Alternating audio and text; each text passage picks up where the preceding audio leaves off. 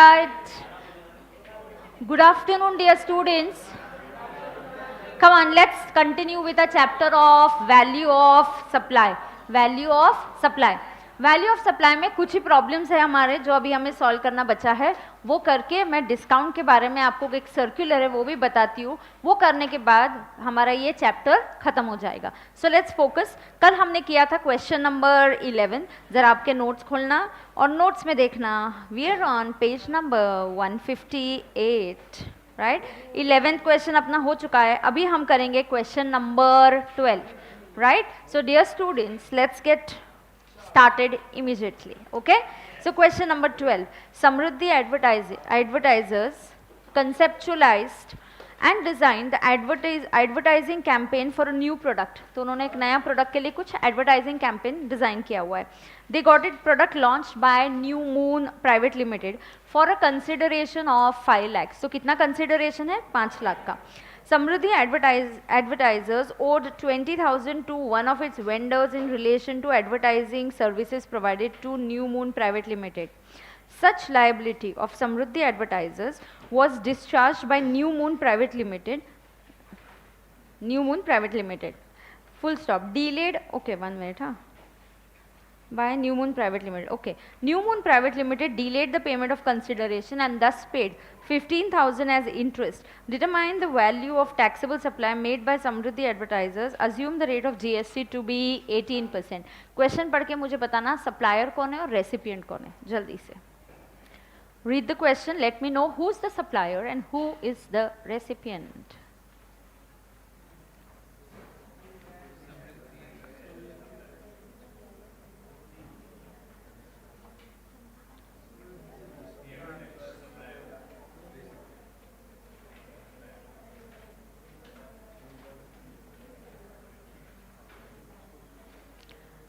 Facts के लिए ready?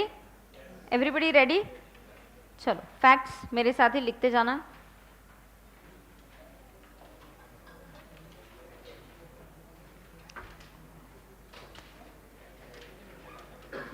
Facts के लिए ready? Yes everybody, don't talk. क्या है बीकॉम एग्जाम कुछ है क्या? अटेंडेंस क्यों कम है? तो कुछ बच्चे बोल के गए ना जैसे जा रहे, तो इतने गए क्या?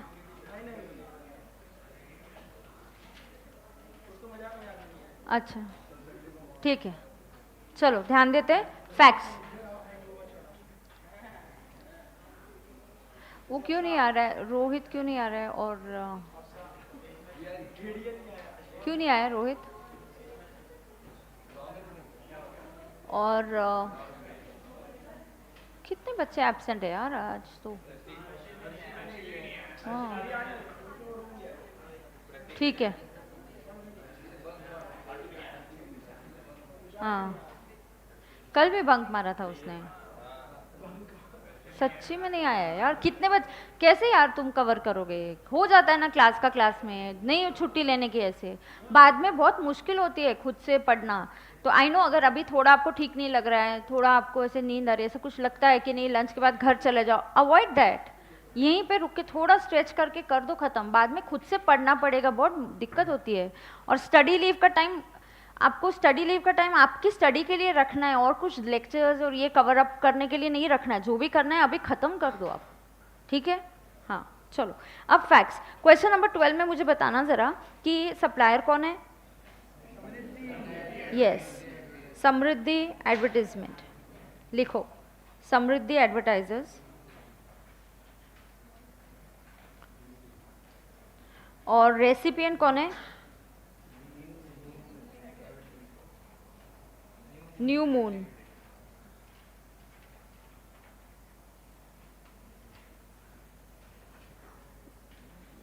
New Moon Private limited, right. तो न्यू मून इनको देने वाली है 5 लाख और प्लस इन्होंने थर्ड पार्टी को भी कुछ पेमेंट किया है। आप देख लो, it has paid 20,000 to one of the vendors of New Moon. So कोई वेंडर्स है न्यू मून का, नहीं न्यू मून का नहीं, to one of its vendors in relation to advertising services by it to New Moon Private Limited. Okay तो Samriddhi was owning that 20,000, तो इन्होंने 20,000 किसको दिया, एक थर्ड पार्टी को, on behalf of the supplier, right. देखो एडवर्टाइजिंग कॉन्ट्रैक्ट है 5 लाख का, उसके बाद आपने वेंडर को भी 20,000 का पेमेंट किया, तो when you make a payment to the supplier, not directly to supplier, that is consideration, plus when you make the payment to a third party on behalf of the supplier, that is also added in consideration, correct। so यहाँ पे consideration होगा 5 lakh plus 20,000, plus उसको additional क्या मिला बताओ मुझे, interest. कितना interest मिला डिलेड पेमेंट के लिए, 15। अब मॉड्यूल ने अजम्पशन क्या करती है, सुनो, क्या मैंने आपको ये सिखाया 15(2) सेक्शन में, ये सिखाया कि इंटरेस्ट वगैरह ये जो होता है, एडिशनल इंटरेस्ट और कंसिडरेशन जो होता है, it has to be added in the taxable value. इसको टैक्सेबल वैल्यू में ऐड करने का है, किधर ऐड करने का है, टैक्सेबल वैल्यू में ऐड करने का है। हाँ, तो वैसे ही ऐड करेंगे, लेकिन सिर्फ यहाँ पे ये लोग जो मॉड्यूल जो है वो अजम्पशन करती है कि जो इंटरेस्ट मिला it is inclusive of GST. Already delayed payment है, उस पर कौन जीएसटी देने वाला है, तो ऐसा अज्यूम किया है उन्होंने प्रॉब्लम सॉल्व करते वक्त कि जो 15,000 का इंटरेस्ट मिला, it is assume it is inclusive of GST, right. Now what do I have to calculate, पहले ये फैक्ट्स नोट कर दिए, yes, so write down computation of taxable value, computation of taxable value of supply,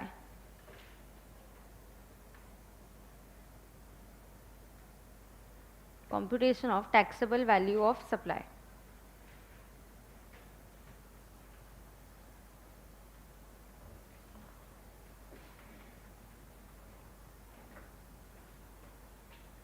everybody ready? So computation of taxable value of supply. Now पहला लिखो,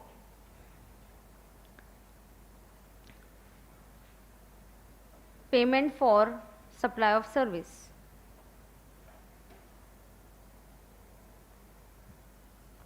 payment for supply of service 5 lakhs,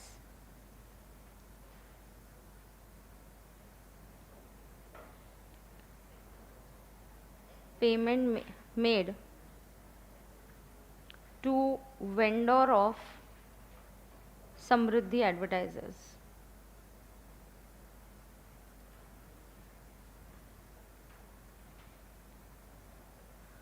to be included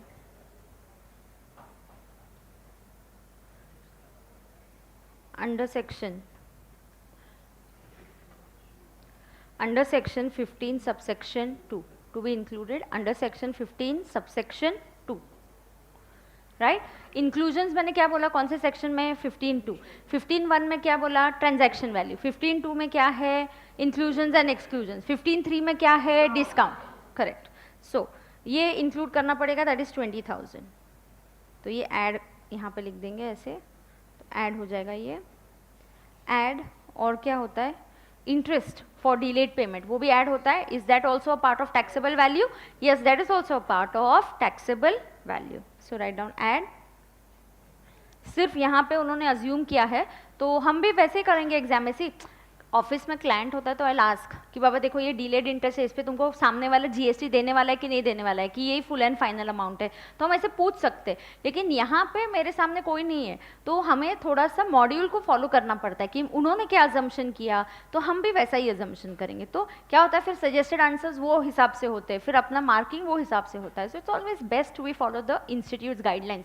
practically if I am sitting in the office, मुझे ऐसा problem नहीं आता है, because I talk to my client and I ask कि क्या हुआ, इस 15,000 पे तुमको एडिशनल लेने वाले हो कि, अरे नहीं, बोलता अरे मुझे पता ही नहीं, इस पे जीएसटी लेना था, मैंने तो डायरेक्ट 15 ही ले लिया, मुश्किल से 15 दिया उसने डिलेड पेमेंट के लिए, शायद जीएसटी नहीं देगा। देन आई से ठीक है, फिर will assume it to be inclusive of GST, right.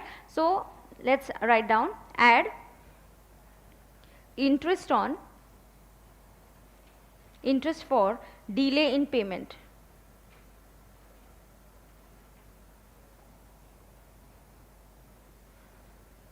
क्या रेट ऑफ इंटरेस्ट दिया है, तो अगर 100 रुपये का अमाउंट होता, उस पर 18% जीएसटी ना, आपको क्या दिया है, assume the GST rate to be 18%, so inclusive बन जाएगा 118, तो 15,000 इज अज्यूम टू बी 118, तो 100% कितना, और you can directly do it, 15,000 divided by 118 into 100, 12,712।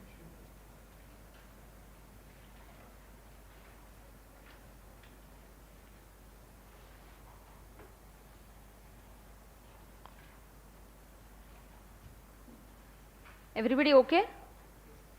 तो ये बनेगा taxable value,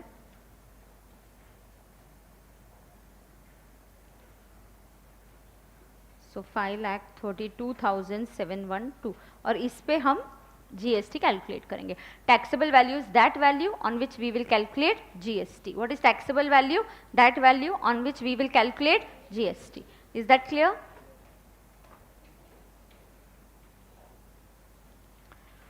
Taxable value is that value on which we will calculate GST.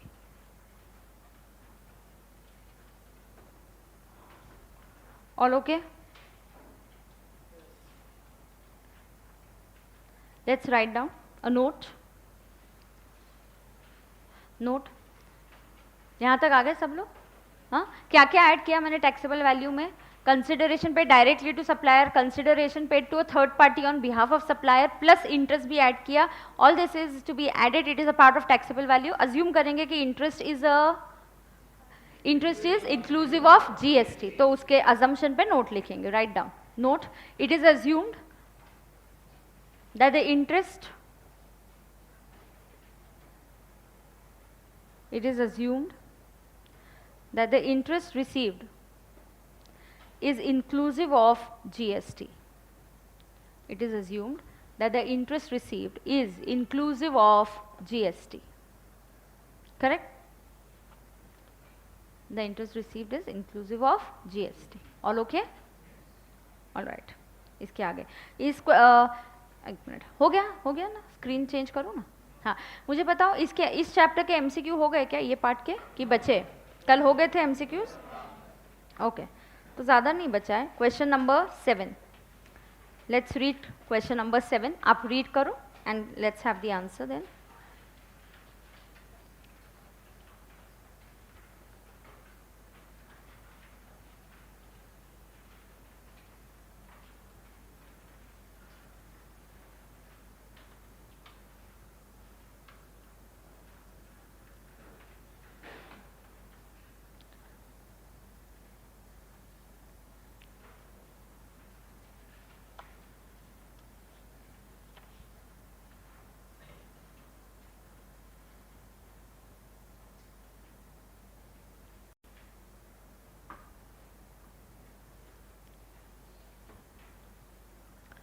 Done है?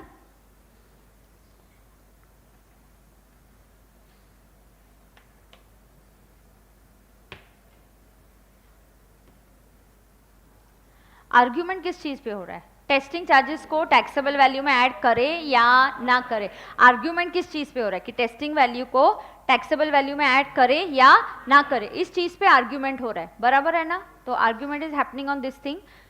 Right now let us understand further. पहले तो इस टाइप के क्वेश्चंस को अटेम्प्ट कैसे करना चाहिए. कोई भी, आई एम श्योर आपने लॉ में, ऑडिट में जब सीखोगे आप ऐसे ही होगा, आपको अंकिता मैम ने भी ऐसे ही बताया रहेगा. तो what do we have this 3 points. पहला आपने प्रोविजन बताना चाहिए.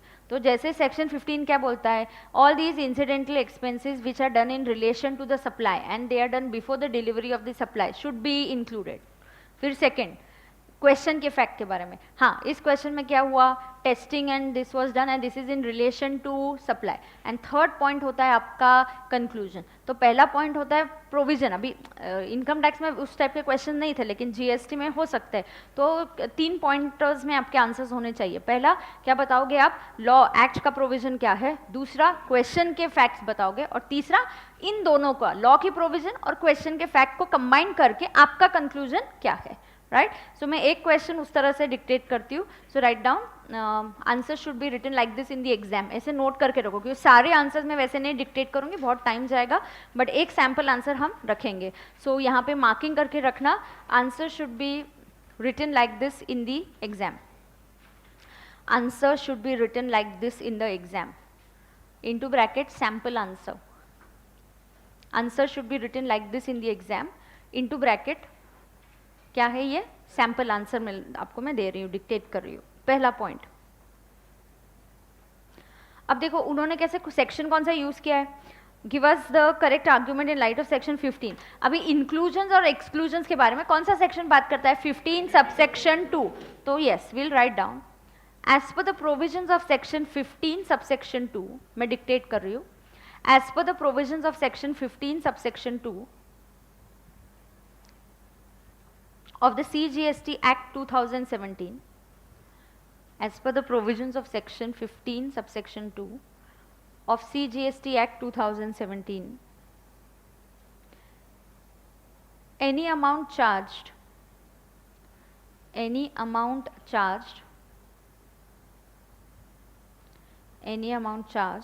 for anything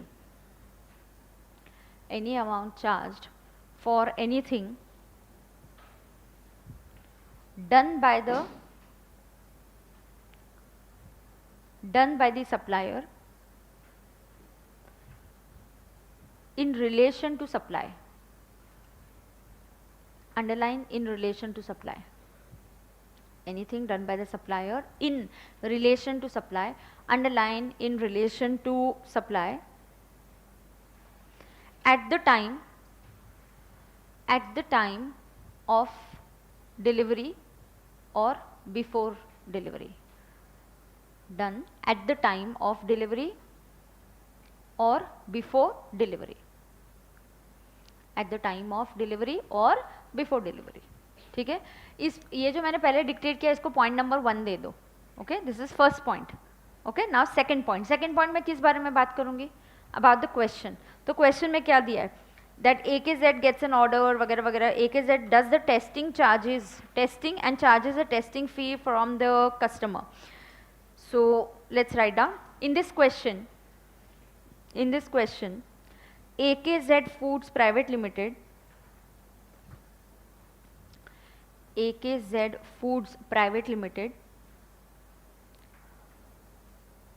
does the testing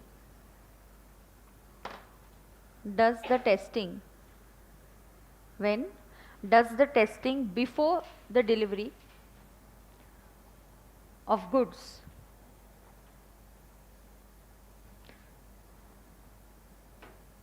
Does the testing before the delivery of the goods. And it is in relation to the supply. And it is in relation to the supply. And it is in relation to the supply. Okay, अब इसका conclusion हम लिखेंगे. Now नीचे लिखो third point, conclusion.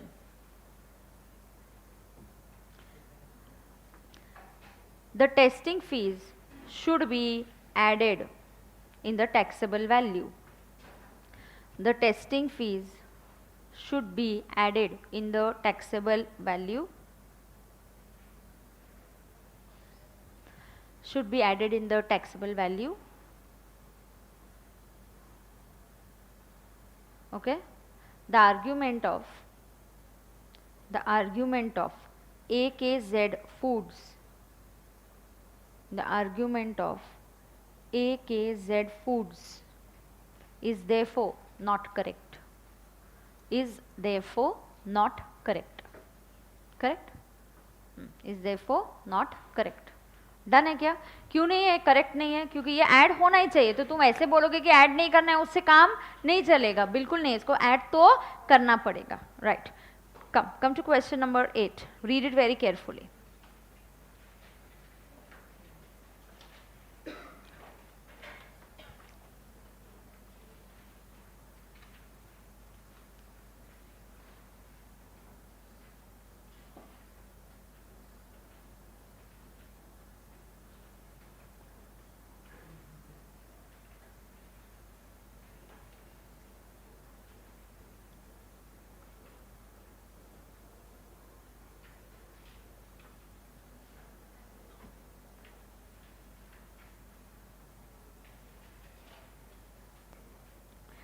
Philanthropic मतलब charitable.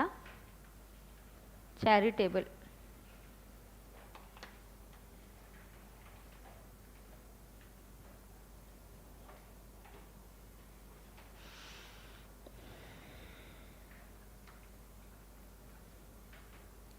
पढ़ा आपने?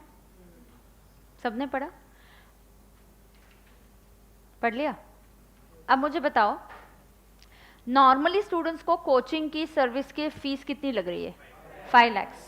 लेकिन नॉर्मली कितनी लग रही है? 5 लाख। लेकिन कुछ स्टूडेंट्स को क्या फी लग रही है? 3 लाख। ऐसा क्यों?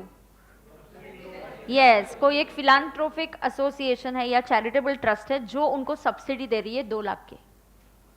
स्टोरी समझे ना पहले? हाँ, नॉर्मली स्टूडेंट्स को फी कितनी लगती है? 5 लाख। लेकिन ये जो ट्रस्ट है, they are charging how much? 3 lakhs। This trust is कि will charge only 3 lakhs from you, but बाकी बच्चे को 5 लाख रही है, आपको 3 आ रही है, क्योंकि हमको कोई सब्सिडी दे रहा है। We are getting a subsidy of 2 lakhs, right? So what it is, what would be the taxable value of service of coaching and instruction provided by the institution? Yes, क्या होगा? The value will be 5 lakhs because यहाँ पे subsidy कौन दे रहा है? Non government organisation. Sir जब non government organisation subsidy देती है, it is forming a part of taxable value. It is forming a part of taxable value. Is that clear to everybody? Yes. तो देखो, फिर तुम एग्जाम में attempt कैसे करोगे? पहले बोलोगे as per section 15(2) subsidy given by non profit making company should or non profit making organisation should be forming a part of taxable value. फिर second, in this question the coaching institute received a subsidy of 2 lakhs from a non-profit making organization. And conclusion, therefore, in view of section 15(2), this subsidy should be forming a part of taxable value, and therefore the taxable value would be rupees 5 lakhs. भले आपको student से 3 लाख मिले, लेकिन आपको subsidy मिली 2 लाख की, वो भी add करके आपका टैक्सेबल वैल्यू बनेगा 5 लाख। अंडरस्टूड? यस। तो मैं 1 2 3 में डिक्टेट नहीं करूंगी, आपको एक ही सेंटेंस में दे दूंगी आंसर। ठीक है, चलेगा ना? क्या करूं 1 2 3 में डिक्टेट? क्या रे बोल।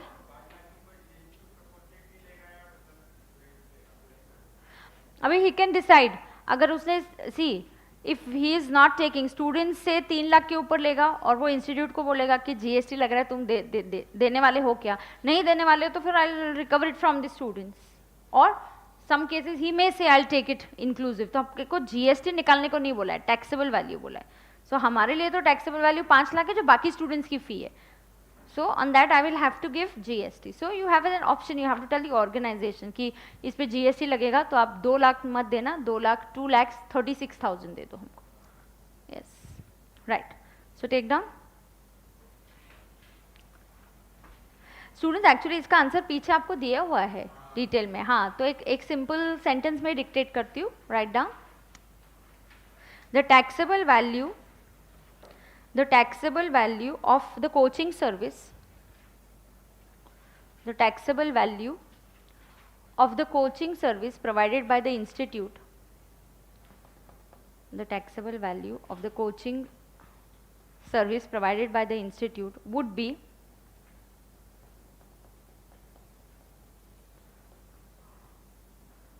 how much? Would be 5 lakhs. Would be 5 lakhs. As per section 15(2), as per section 15(2), subsidy received, as per section 15(2), subsidy received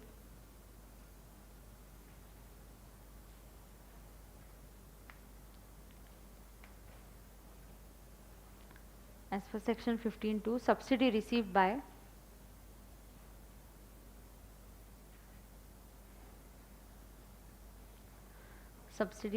by non-government organization forms a part of taxable value. Forms a part of taxable value. Forms a part of taxable value. Forms a part of taxable value. Correct, forms a part of taxable value. Is that clear to everybody? Yes, come on.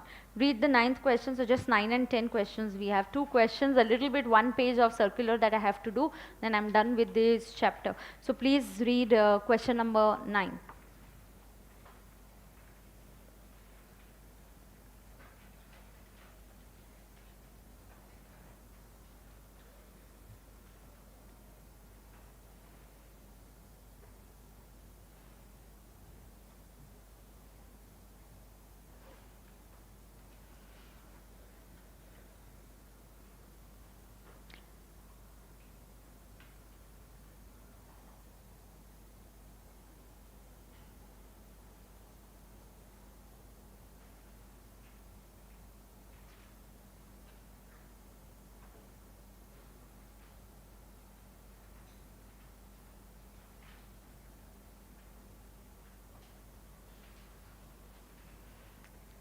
Correct?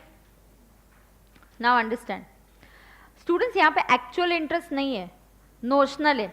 सी तुमने कितना delay किया, तुमको बोला था 30 days के ऊपर interest लगेगा, तुमने पेमेंट कब कर दिया? 32nd डे को। जल्दी जल्दी तुमने पेमेंट कब कर दिया? 32nd डे को। अरे 2 दिन का भी का इंटरेस्ट लगाएंगे? तो मैंने बोल दिया चलो जाने दो, इंटरेस्ट वेव ऑफ कर दिया। वेव ऑफ करना मतलब माफ कर देना, ओके? वेव ऑफ कर देना मतलब माफ कर देना। तो आपने इंटरेस्ट लिया ही नहीं, तो फिर भी डिपार्टमेंट बोलते नहीं नहीं नोशनल कैलकुलेट करो, 2 दिन का लो।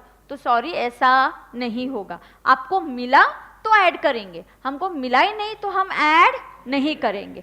सो इसका भी आंसर आपको पीछे प्रिंटेड दिया हुआ है, तो आप यही क्वेश्चन के यहाँ पे भी लिख सकते हो, notional interest will not be added in the taxable value.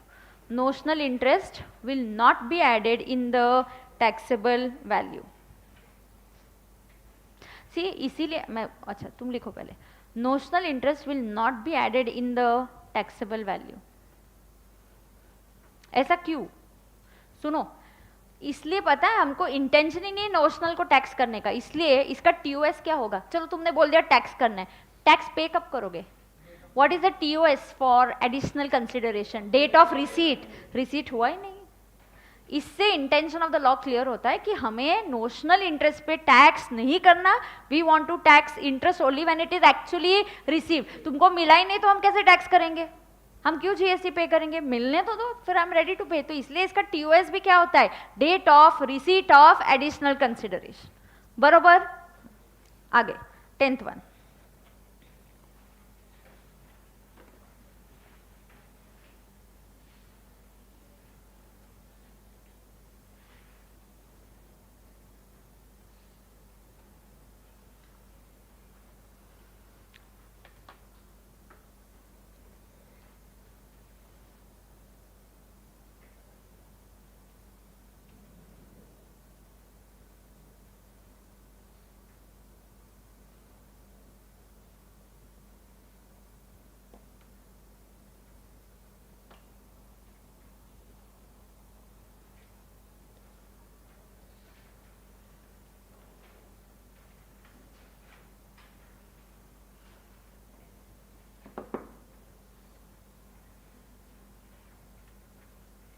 क्या होगा? आपको क्या लगता है? ये एडिशनल इंटरेस्ट हम लेस, एडिशनल डिस्काउंट लेस करेंगे या नहीं करेंगे? मुझे बताओ डिस्काउंट लेस कब होता है? When it is known at the time of supply. सबसे पहला पॉइंट है, it should be known at the time of supply. Did you know this? You are going to get this additional discount? No, it's not known at the time of supply. बिल्कुल ये less नहीं होगा। भले ही हम आपको bakery को ये discount दे देंगे, बट ये लेस नहीं होगा ना। वाई? बिकॉज बेकरी है, इट्स अ पेरिशेबल प्रोडक्ट, वैसे भी उसके नेक्स्ट दिन वैल्यू नहीं है। तो आप देखते हो कि अच्छा कितना स्टॉक बचा है, चलो ले लो, we call up and tell you, 5 o'clock will call up and tell you now last 2 or 3 hours are remaining, कुछ भी स्टॉक बचा होगा तो डिस्काउंट दे देना। You can also, you will give you the discount.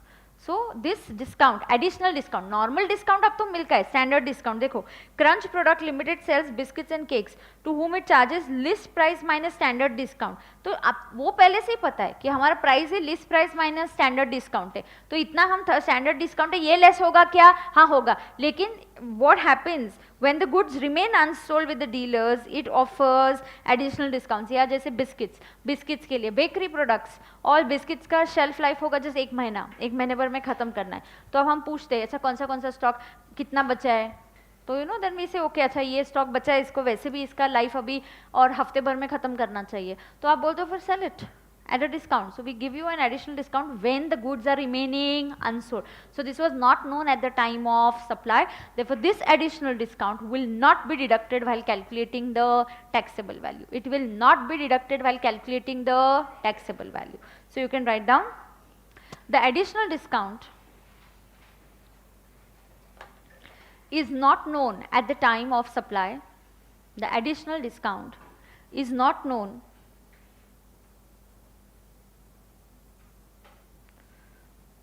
the additional discount is not known at the time of supply. Therefore, as per section 15(3), therefore, as per section 15(3), it will not be deducted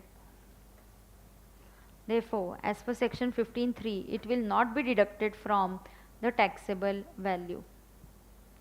It will not be deducted from the taxable value. It will not be deducted from the taxable value. Is that clear to everybody? Yes. Now I have one. Yes, please.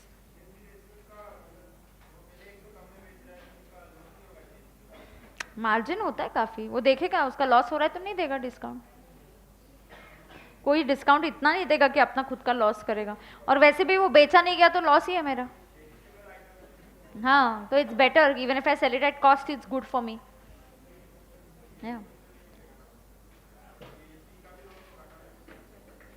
हाँ, GST तो selling price पे लगता है. हाँ, additional discount पे वो नहीं मिलेगा तो yes.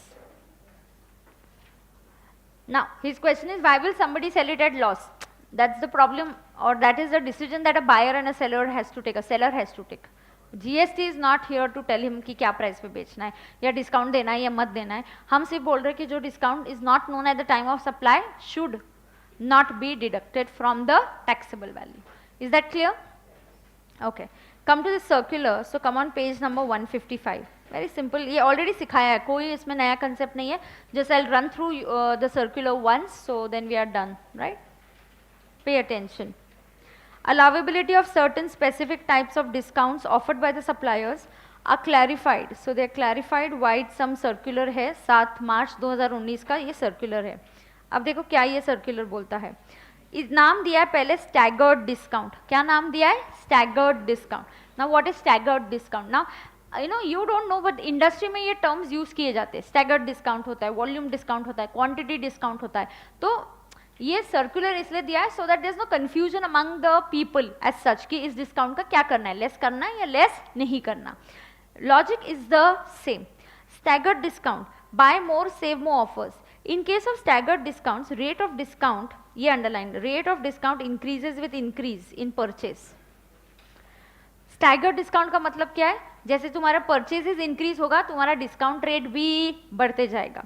Now, for example, get 10% discount for purchases above 5,000. Get 20% discount for purchases above 10,000. And 30% discount for purchases above 20,000. Such discounts are shown in the invoice itself. Such discounts, because they are shown in the invoice, they will be excluded from the taxable value. इनको taxable value से less किया जाएगा. क्यों? आपको उधर ही बताया जाता है. On if you buy 2 shirts, you will get 10% discount. You will buy 3 shirts, you will get 20% discount. तो तभी billing करते वक्त वो discount less करेंगे. मतलब it is known and shown in the invoice. So क्या इस type का discount less करेंगे? हाँ, less करेंगे. तो हम ये पूरा circular उसके नीचे लिखेंगे. Staggered discount. It is known and shown in the invoice and therefore it will be deducted. Correct? हाँ. So staggered discount मतलब क्या बताओ जल्दी? It increases with the increase of purchases. The discount का rate increases with the more you buy, the more discount you get. तो इस type का discount less किया जाता है. Second, periodic year-ending discounts or volume discounts. These discounts are offered by the suppliers to their stockist. For example, get additional discount. तो additional मिलेगा. Normal तो जो है standard हम सबको देते हैं. Get additional discount of 1% if you purchase 10,000 pieces in a year. Get additional discount of 2% if you purchase 15,000 pieces in a year. Such discounts are established in the terms of agreement. तो ये agreement is entered before or at the time of supply. हम पहले ही बता देते हैं. क्यों? तुम फिर स्टॉक वो हिसाब से, I don't mind buying more stock and keeping it, क्योंकि मुझे पता है ये अगले 1 साल में बिकने वाला है. So I don't mind. अगर मुझे पता होता बिगनिंग में कि तुम 10,000 के ऊपर पीसेस खरीदोगे तो 1%, 15 के ऊपर खरीदोगे तो 2%, तो ऐसे चलो अच्छा है 2%, 15,000 खरीद लेते हैं. और उसके लिए भी अच्छा हो जाता है सप्लायर. वो बोलता है अच्छा है, स्टॉक पूरा का पूरा निकल गया. So it's a good thing. It is known. ऐसा पहले ही बताया जाता है, जानबूझ के पहले ही बताया जाता है. It's a incentive. तुमको बोलेंगे तो तुम ज़्यादा खरीदोगे. Right? Yes. So this is known at the time of supply, but not shown on the invoice. तो जरूरी नहीं है invoice में नहीं दिखाया, but was it known at the time of supply?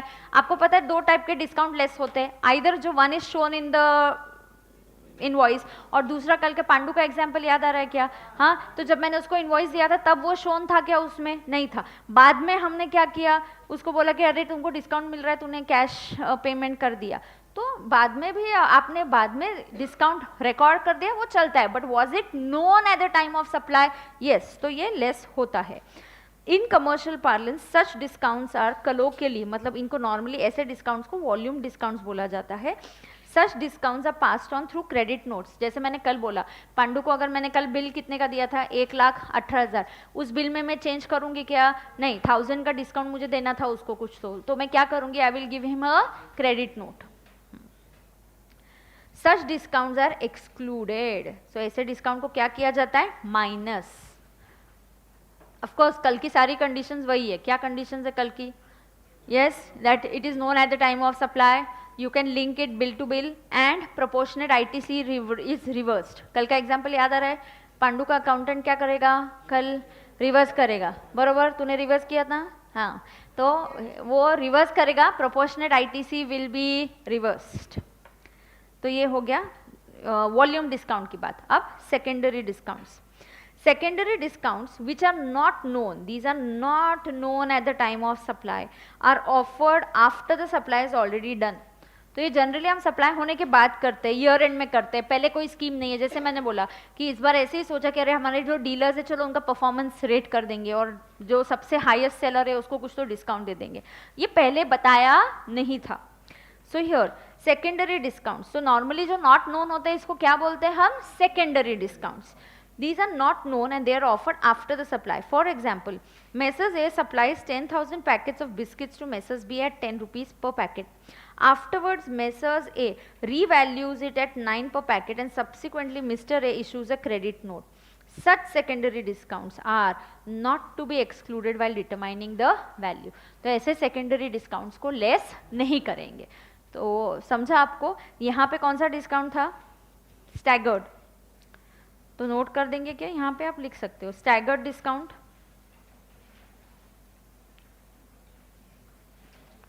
They are shown in the invoice. तो इनको क्या करेंगे? Less from taxable value. Volume discounts,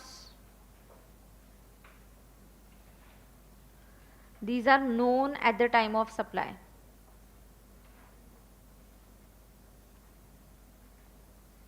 So are these known? Yes, these are known at the time of supply. Therefore क्या करेंगे? Less from taxable value. So less from taxable value. And third, secondary discounts.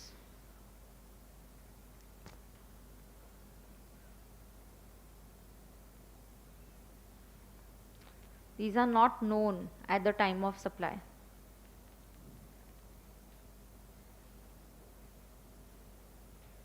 Not known at the time of supply. तो क्या करते हैं when they are not known? Not to be deducted, add नहीं, हाँ, add नहीं करते, हाँ, not to be deducted। ऊपर मैंने लेस लिखा मतलब नीचे ऐड आएगा ऐसा नहीं है रे। वो एडिशनल डिस्काउंट को लेस नहीं करेंगे, सेकेंडरी डिस्काउंट को लेस नहीं करेंगे, बरोबर? ठीक है, एवरीबडी ओके? केस स्टडीज है ऐसे, इसी पे 2 एग्जाम्पल्स है और वही पढ़ लेंगे और समझेगा डिस्काउंट लेस करना है या नहीं करना है। पहले ये लिख के लो, तो फटाफट 2 एग्जाम्पल्स है, केस स्टडीज है, पढ़ लेते हैं।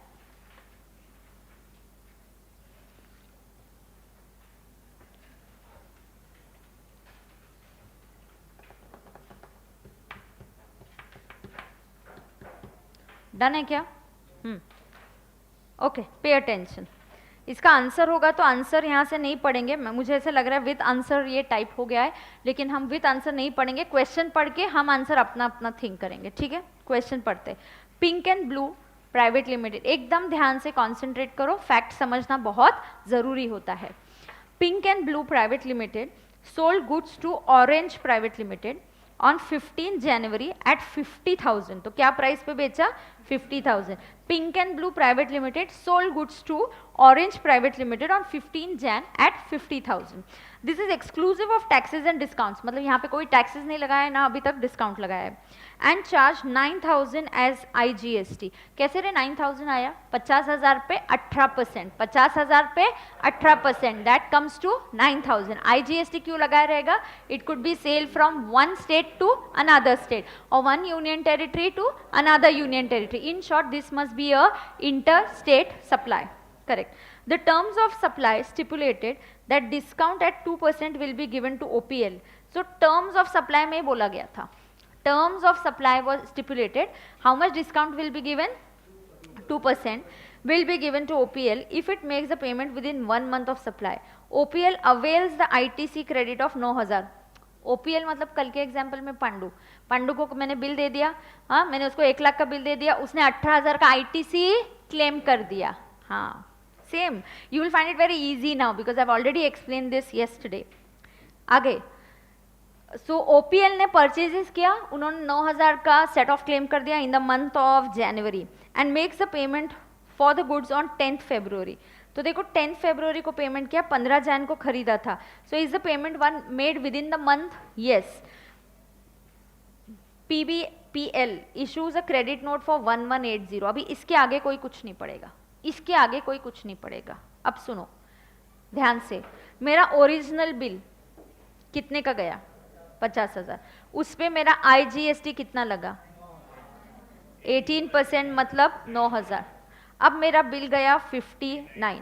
अब मुझे डिस्काउंट देना है, कौन सा डिस्काउंट है ये? Cash discount, correct. 1 महीने में आपने पेमेंट कर दिया तो कैश डिस्काउंट। कितना परसेंटेज है डिस्काउंट का?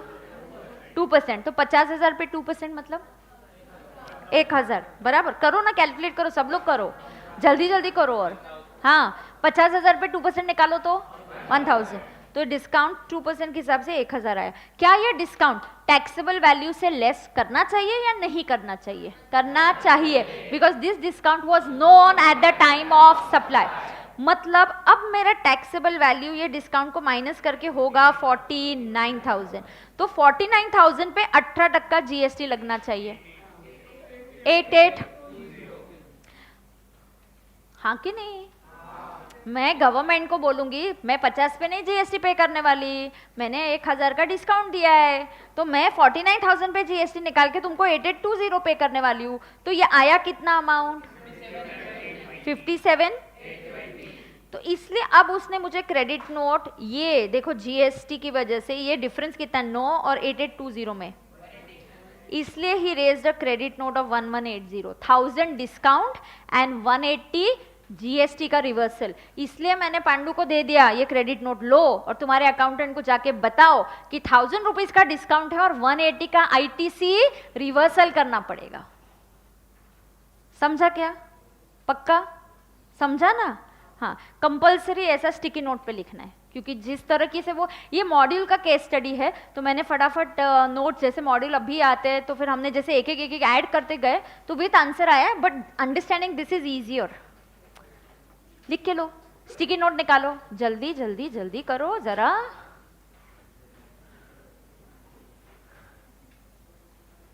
नींद पूरी नहीं हुई है क्या? हाँ चलो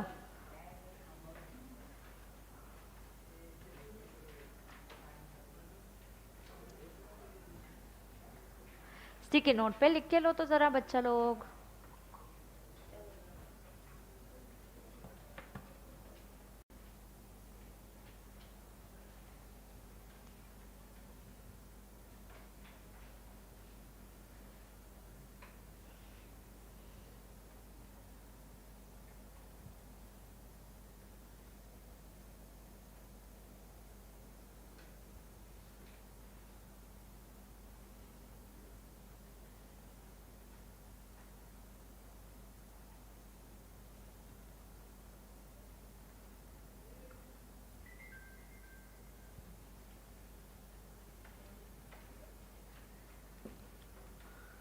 अर्षित क्यों एब्सेंट था कल? कितना इंपॉर्टेंट वैल्यू ऑफ सप्लाई, एकदम इजी पार्ट, 1 घंटे में हो गया। प्रॉब्लम्स हो गए, इस पे प्रॉब्लम्स आते हैं।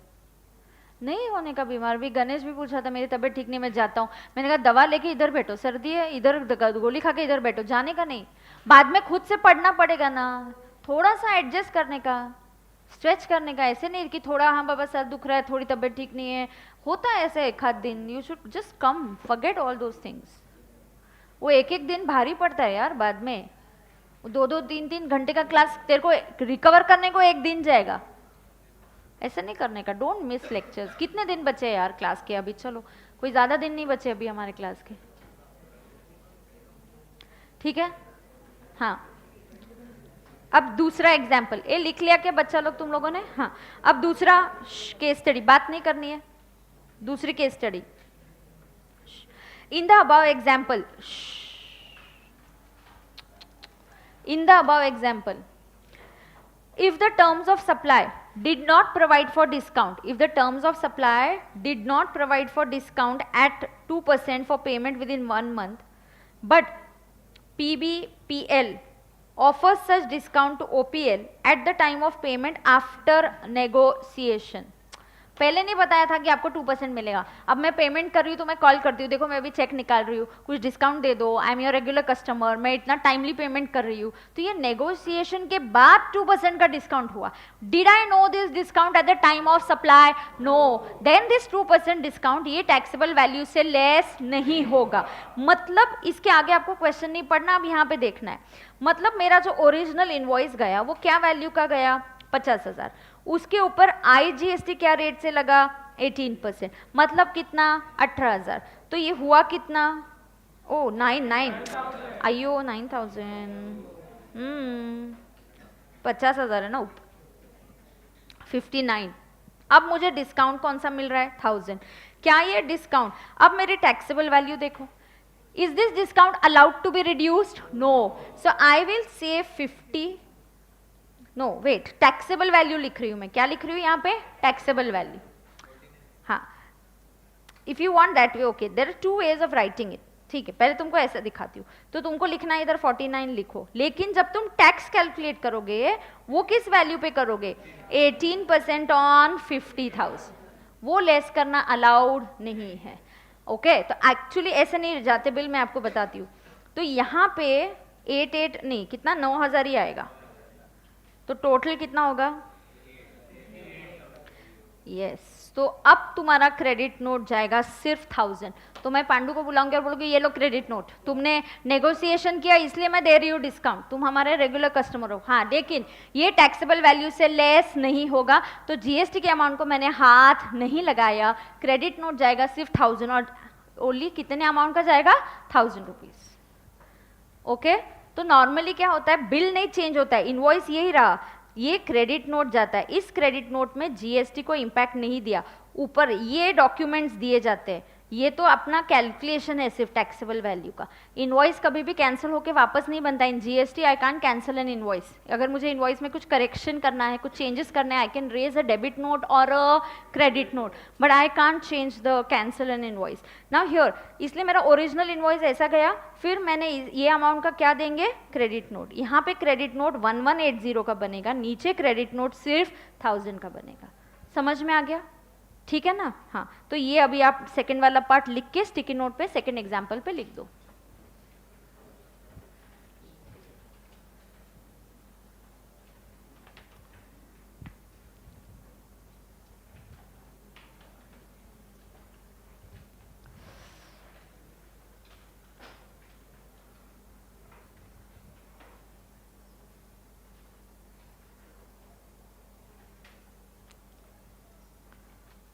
इसलिए वो कल एग्जाम्पल से समझाया तो आपको अच्छे से समझ में आ गया वो बात।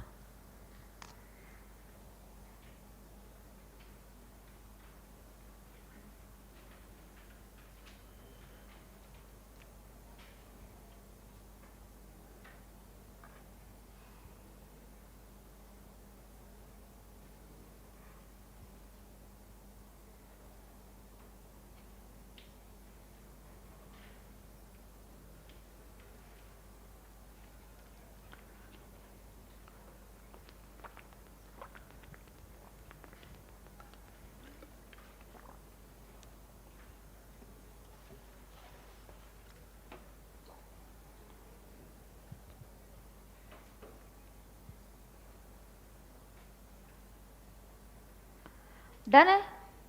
Everybody is done with this? हाँ देखो देखो यहाँ पे दिया है ना, ये कितना पे करेगा यहाँ पे 58,000, हमने भी वही निकाला है 58, और ऊपर वाले एग्जाम्पल में कितना पे करेगा 57,820, तो ऊपर भी दिया है ही will pay 57,820, so we got the same thing right. So यही केस स्टडीज थे, यही आपको बताया गया है। Okay, rest there is nothing in this, here they said वो फाइनल लेवल पर डिस्कस करना है ये उसके बारे में, ये अभी कुछ नहीं है। वो बता रहे कि अगर आप सेक्शन 15 के अंदर वैल्यूएशन नहीं कर पा रहे हो तो आपको क्या रेफर करना पड़ेगा, वैल्यूएशन रूल्स। ये वैल्यूएशन रूल्स हम कहाँ सीखेंगे, फाइनल में। Yes, so dear students, I'll stop here right now.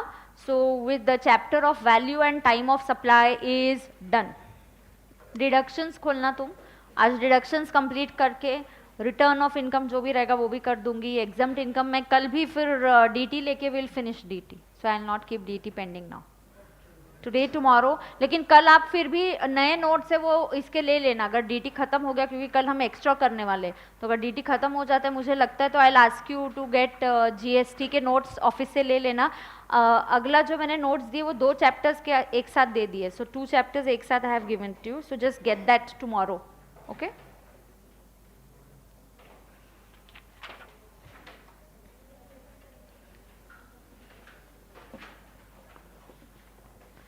DT Prashna Manjusha में भी देख लो एक बार, डिडक्शंस का क्या क्या बचा है, कौन से क्वेश्चंस बचे जरा देख लो।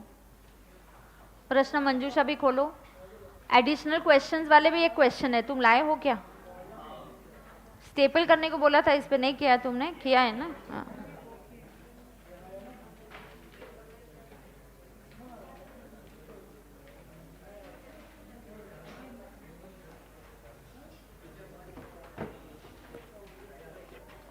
डिडक्शंस कौन से चैप्टर पे खोल दो जरा।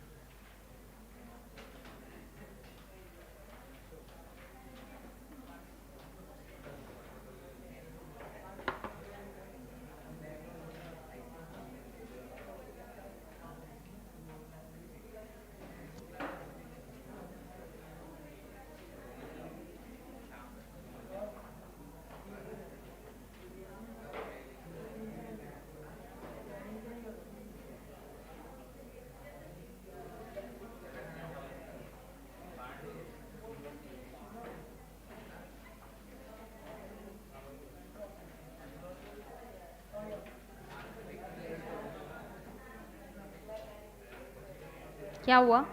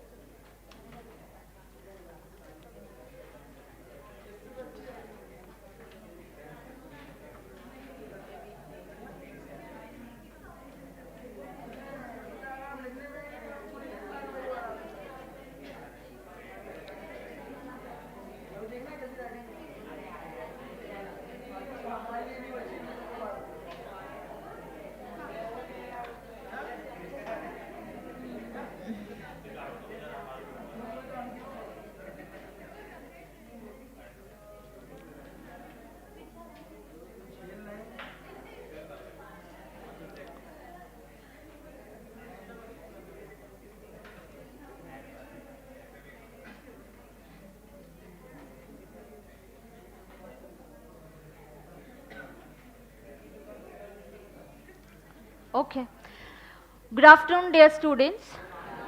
So now we are going to continue with the deductions. I had finished with you the 80G series and I had taught you two deductions relating to 80 RRB and 80 QQB. So these were relating to royalty. Let's just have a recap. थोड़ा सा एक recap कर लेंगे QQB और RRB का. फिर हम उसके ऊपर problem करके I will try and finish today the chapter of deductions. Okay. So please let's go through the notes first about 80 QQB and 80 RRB. So please open your notes where we are having deductions. Open your Ramban for income tax and we'll have a look at 80 QQB. हमने पढ़ लिया है. What is the page number? 191. So yes, we are on page number 191. So let's focus on that. 80 QQB, this is available to a resident individual. So basically it is available to a resident individual and deduction किस चीज़ के लिए मिलता है? You are authoring or you are co-authoring some books. So क्यों किताबें बनाई और क्यों books बनाई, something like that is what you can try and remember. So 80 QQB. अच्छा, ऑथर्स जो होते हैं ना स्टूडेंट्स, उनको रॉयल्टी मिलती है. रॉयल्टी कैसे मिलती है? दो टाइप्स की मिलती है. रॉयल्टी कैन बी लमसम और it can be as a percentage कि मुझे बस पूरे साल तुम कितनी भी किताबें बेचो मुझे 50 लाख चाहिए, या I will take it as 18%, I will take it as 20% of sales. तो जैसे तुम्हारा sales बढ़ते जाएगा I will also get my royalty. So royalty can be received lump sum, royalty can be received as a percentage. Royalty can be received in India, royalty can also be earned outside India. Your books can also be sold outside India. लेकिन याद रहे अगर ये royalty आपको foreign currency में मिलती है तो इंडिया में लेके आओ उस foreign currency को. अगर तुम उस royalty को जो foreign currency में मिली वो उसको इंडिया के बाहर ही रखते हो, then to that extent हम आपको deduction नहीं देंगे.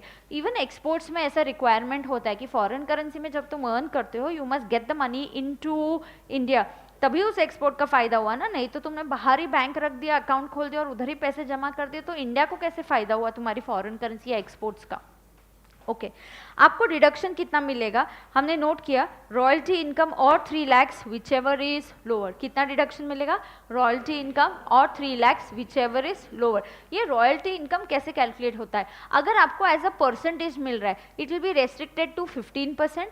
जो फॉरेन करेंसी में मिला it should be brought in to India with in 6 months. Right, so ये कुछ कंडीशंस है. I am going to do a question on 80 QQB तुरंत right now, so you will understand it immediately how to do this 80 QQB working. So here open your प्रश्न मंजूषा. प्रश्न मंजूषा का question number 19. This is based on 80 QQB. So we'll be solving this question. So quickly open question number 19. प्रश्न मंजूषा खोलो. प्रश्न मंजूषा बोलो मुझे कौन से पेज नंबर पे है ये क्वेश्चन नंबर 19? 87. Yes. एवरीबडी फटाफट सब लेके आए ना, मैंने बोला था आज बुक्स लेके आने आपको.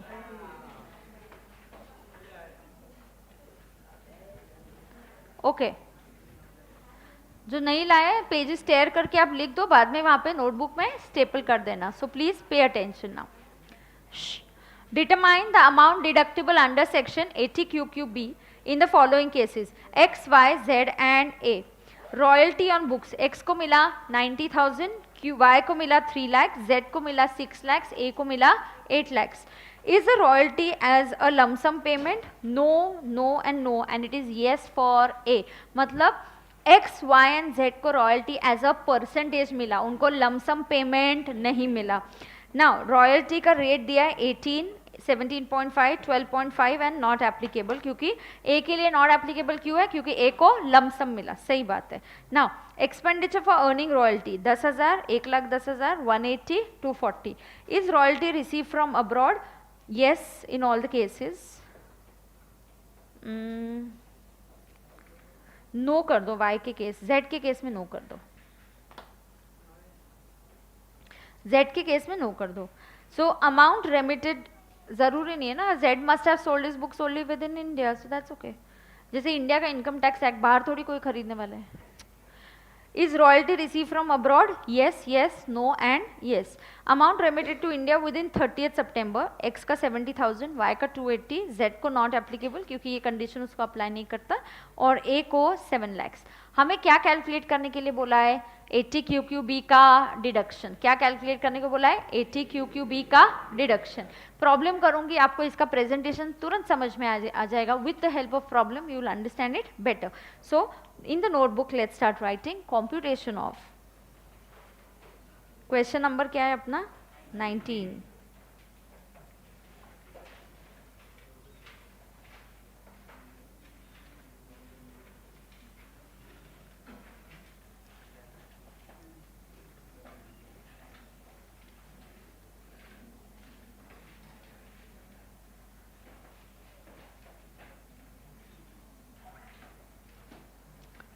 Computation of 80 QQB deduction.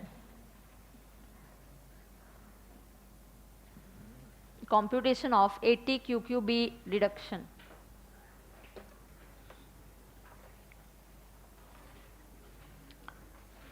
Particulars.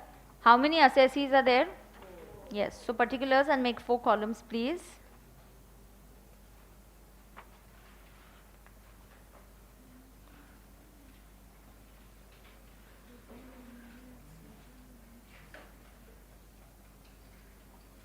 कौन है? X, Y, Z and A.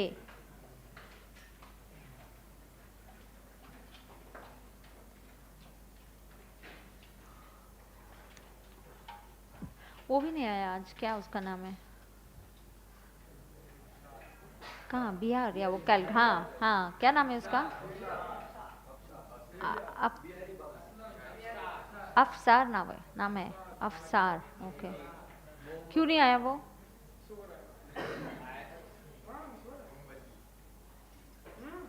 हाँ ओके.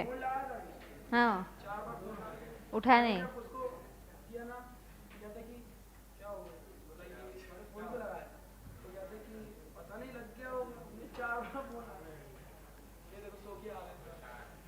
क्या है क्या? चलो, particulars X, Y, Z and A. Right. Let's understand. मुझे पेज नंबर बताओ प्रश्न मंजूषा का. Okay right. बातें नहीं. चलो, यहाँ पे 2-3 इंपॉर्टेंट डिडक्शंस है, एग्जाम में आने के बिल्कुल चांसेस है. आज मैं ये इसके बाद जो ई वाली सीरीज कंप्लीट करूंगी तो 2 अमेंडमेंट्स हुए, एक CCD और एक इसमें, तो आपको बता दूंगी. Now let's write down royalty. Actually इनको पहला पॉइंट लिखो. रॉयल्टी मिला कितना? X का 90,000, Y का 3 lakhs, Z का 6 lakhs, A का 8 lakhs.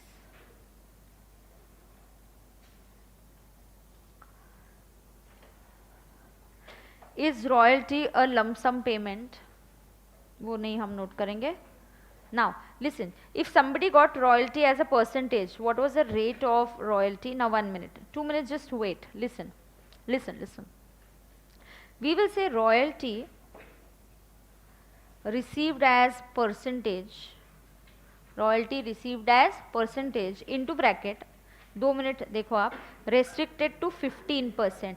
ऐसा रूल है कि अगर आप रॉयल्टी में परसेंटेज में आता है मैक्सिमम 15% तक है तो हम उतना ही कंसिडर करेंगे. हाँ तो सुनो, 90,000 रॉयल्टी कब मिल रहा है? जब आपका परसेंटेज कितना है? 18%. So you are getting 90,000 for 18%. तो यहाँ पे हेडलाइंस में, उसी पेज की हेडलाइंस में आप लिख सकते हो एक्स को 18% के लिए मिल रहा है 90,000, तो 15% के लिए कितना? 75,000. ओके, तो ये हेडलाइंस में आप लिख सकते हो कि इस तरीके से हमने वर्किंग किया है. नोटिंग हो जाता है सब आपके पास.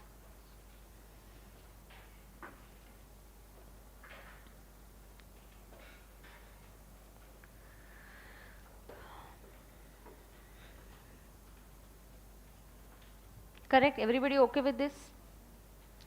तो 18% के लिए मिला 90. 15 कहाँ से आया? QQB का रिक्वायरमेंट है. QQB बोलता है कि मैक्सिमम कितना हम कैलकुलेट करेंगे? 15% के हिसाब से डिडक्शन देंगे.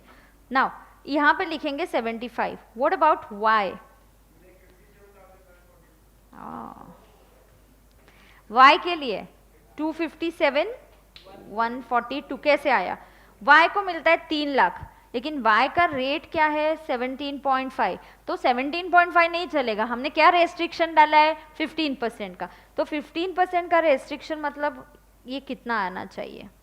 That comes to 257 142. Note it down.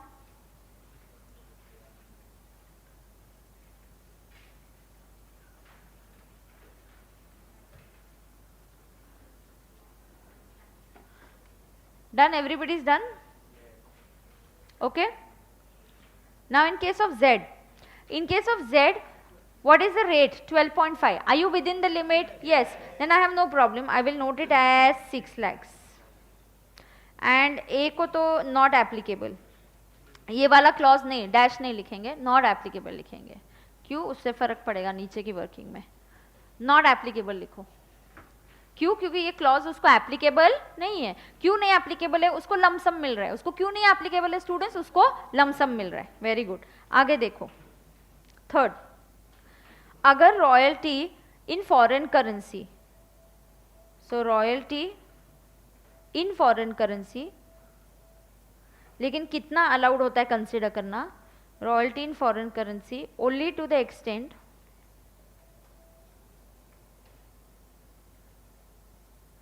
remitted to India till 30th September. With in 6 months आपको इंडिया में लेके आने का टाइम लिमिट दिया है. अगर आप रॉयल्टी फॉरेन करेंसी में अर्न करते हो, you should get it to India with in 6 months. Yes.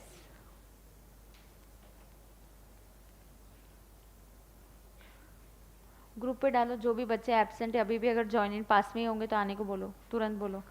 मैंने मैसेज डालने को बोला. ऐसे एब्सेंट नहीं रहने का रे. कितना लॉस होता है तुम्हारा? अब नॉर्मल लॉस, नॉर्मल तो होता ही रहता है क्लास में, इधर उधर 5-10 मिनट ध्यान तो इधर उधर जाता है, वो नॉर्मल लॉस होने वाला है 5%. ये अब नॉर्मल, तुम पूरा का पूरा लेक्चर ही नहीं आते, कुछ भी नहीं जाने वाला दिमाग में. चलो. हाँ, मैम ने रिपोर्ट करने को बोला है तुरंत. हाँ,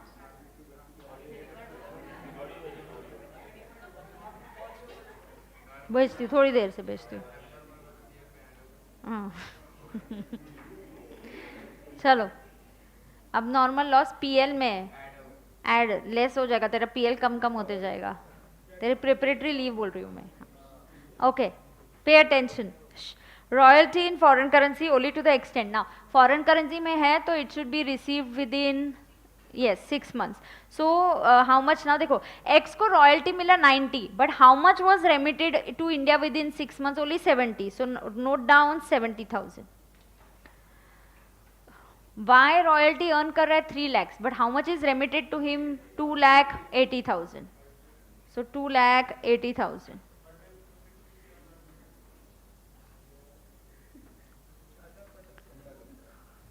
Okay. Z के लिए ये क्लॉज एप्लीकेबल. क्या हुआ? विष्णु है कोई, वो कहता है कि क्लास हो जाओ, मैं पार्टी दे. हाँ, कौन है रे? हाँ आने दो, पार्टी मिलेगी उनको फिर. चलो. Z के लिए क्या है?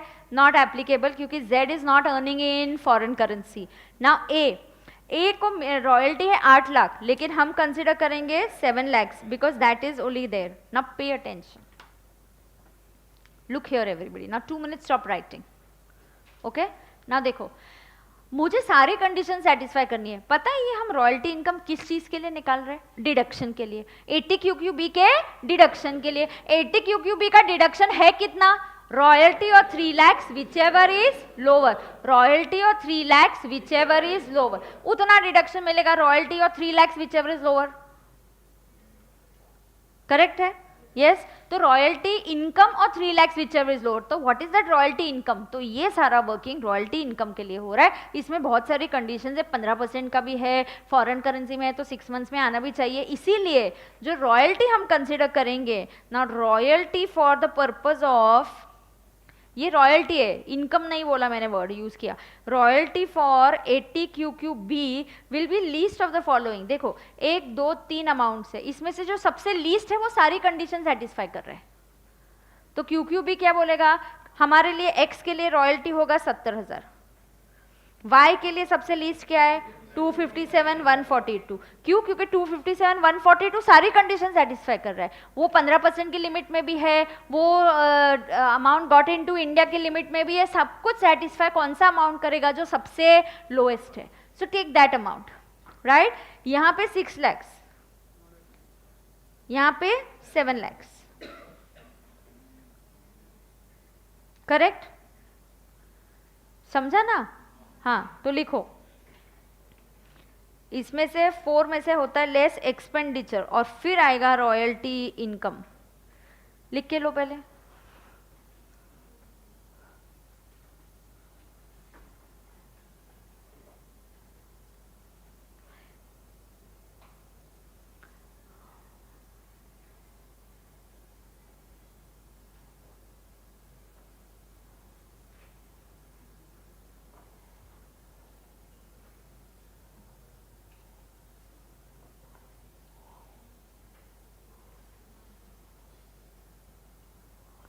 लिखा क्या सबने, नोट किया? लेस क्या कर रहे हैं, एक्सपेंडिचर। मुझे एक्सपेंडिचर बताते जाओ, यहाँ पे कितना है 10,000।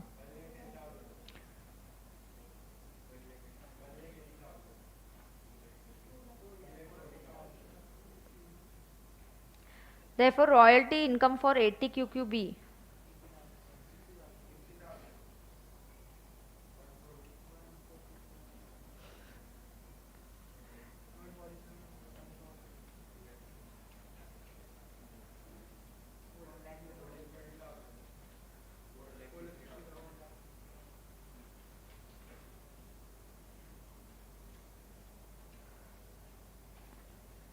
Therefore 80 QQB का डिडक्शन क्या है, फॉर्मूला डिडक्शन का, रॉयल्टी इनकम और 3 lakhs whichever is lower, royalty income और 3 lakhs whichever is lower।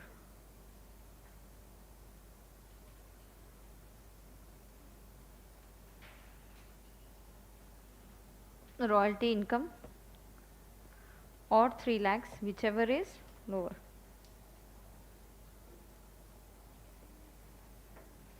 Correct? Everybody okay with that?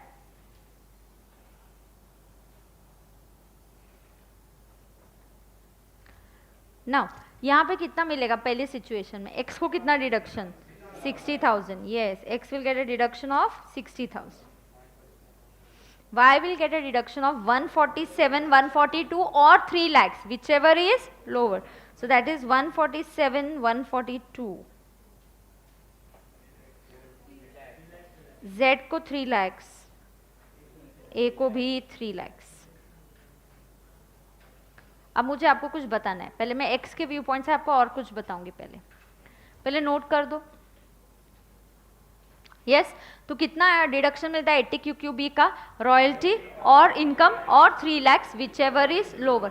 Now pay attention, जब x का रिटर्न फाइल होगा, x का क्या फाइल होगा, return, what is his royalty, actually he is earning 80,000, income कितना है, नहीं सॉरी 80 नहीं, एक्चुअली रॉयल्टी मिला कितना 90,000। Now pay attention, now let's say for x I'll assume he is having some salary income also, और side by side उसने कुछ book लिखा है, उसको 7.5 लाख का सैलरी इनकम है, कंप्यूटेड माइनस स्टैंडर्ड डिडक्शन सब करने के बाद उसका salary income computed. Assume x का अज्यूम करो, मैं सिचुएशन एक्स में आपको एक बड़ा पिक्चर दिखा रही हूँ, मतलब नॉट जस्ट QQB तक तुम्हारी सोच नहीं रहनी चाहिए, your vision has to be bigger कि अच्छा इसका एक्चुअली रिटर्न में कैसे दिखेगा, क्या वर्किंग होगा, यू शुड अंडरस्टैंड दैट। ना एक्स का अज्यूम करो कि उसको सैलरी मिल रहा है 7.5 लाख, ये कंप्यूटेड है, और उसको रॉयल्टी इनकम मिल रहा है। I will compute his NTI now, see I will say salary, ये कंप्यूटेड है, कितना कंप्यूटेड है बताओ 7.5 लाख, उसमें I will say IOS which is royalty, which I will say उसका इनकम है 90,000, यहाँ पे इनकम 90 है। अच्छा मैम ऊपर तो आपने रॉयल्टी इनकम यहाँ पे कंसिडर किया था 60,000, अरे वो QQB की वर्किंग है, actually his income is 90। QQB के डिडक्शन के लिए रूल है 15% फॉरेन करेंसी में लेके आ जाओ और वगैरह वगैरह।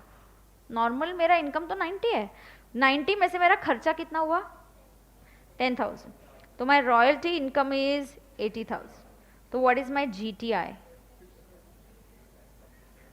8,30,000 लेस डिडक्शन 80 QQB, और इसका वर्किंग हमने ऊपर किया है। 80 QQB is 60,000 and therefore your NTI will be 7,70,000। तो you got a bigger picture of it कि इस तरह की वर्किंग होगा। जो ऊपर मैंने वर्किंग किया है that's restricted only for deduction का कैलकुलेशन, इट्स ओनली डिडक्शन का कैलकुलेशन के लिए इनकम है। क्यों? क्योंकि डिडक्शन का रूल है, अरे तुम फॉरेन करेंसी में अर्न करते हो, बाहर ही रखते हो, तो हम नहीं डिडक्शन देने वाले। सही बात है, बेनिफिट मिल रहा है तो पैसा लेके आओ इंडिया में। 15% का लिमिट है, ठीक है, we have to follow that. तो QQB की वर्किंग वैसी होगी, लेकिन नॉर्मल इनकम की वर्किंग इस तरीके से होगी, ठीक है।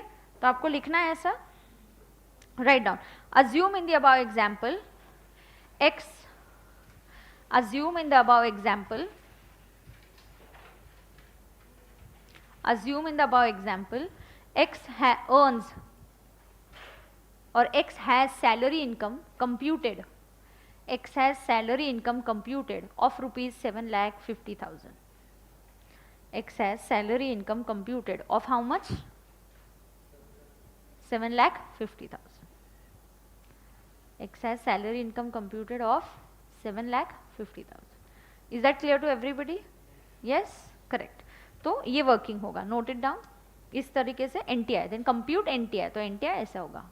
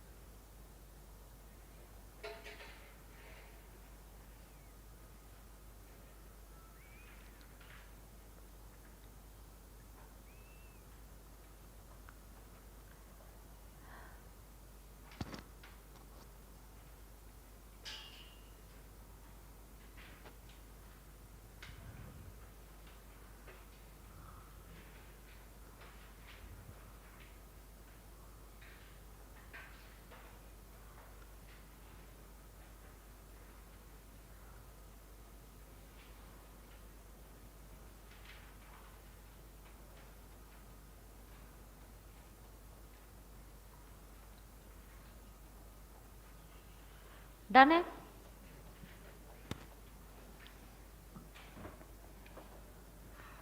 डन है क्या सबका? Have you noted it down? Finished? Yes.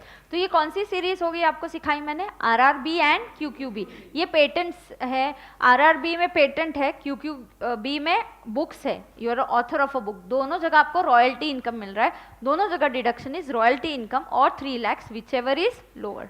Yes, ना ओपन योर 80E की सीरीज, उसमें से E हो गया है, आगे कुछ डिडक्शंस है और 2 तो इम्पॉर्टेंट है, अभी नए इंट्रोड्यूस किए गए हैं, तो हम एडिशनल क्वेश्चंस लेंगे और अगर एक आध क्वेश्चन कम लगा तो न्यू मॉडल में होगा तो मैं वो भी ले लूँगी, क्योंकि डिडक्शंस एंड अमेंडमेंट्स इम्पॉर्टेंट है यहाँ पे।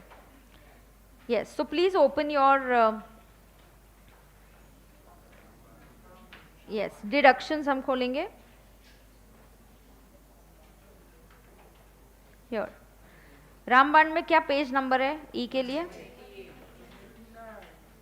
इजी वाले, not difficult, very easy ones. Okay, 80E की सीरीज पहले मैं सिखा देती हूँ और फिर उसका समराइज आपको बोलूंगी कि सारी ई की सीरीज इंटरेस्ट वाली है। 80E की सीरीज किसकी है? इंटरेस्ट वाली, बिल्कुल एक भी ऐसे यहाँ पे कोई एक्सेप्शन नहीं, सारी की सारी 80E की सीरीज इज इंटरेस्ट। तो आप नोट कर सकते हो 80E series is interest, interest on loan वाली सीरीज है ये। 80E की सीरीज क्या है? 80 इंटरेस्ट की सीरीज है। जल्दी से नोट करो, कमान फटाफट करेंगे।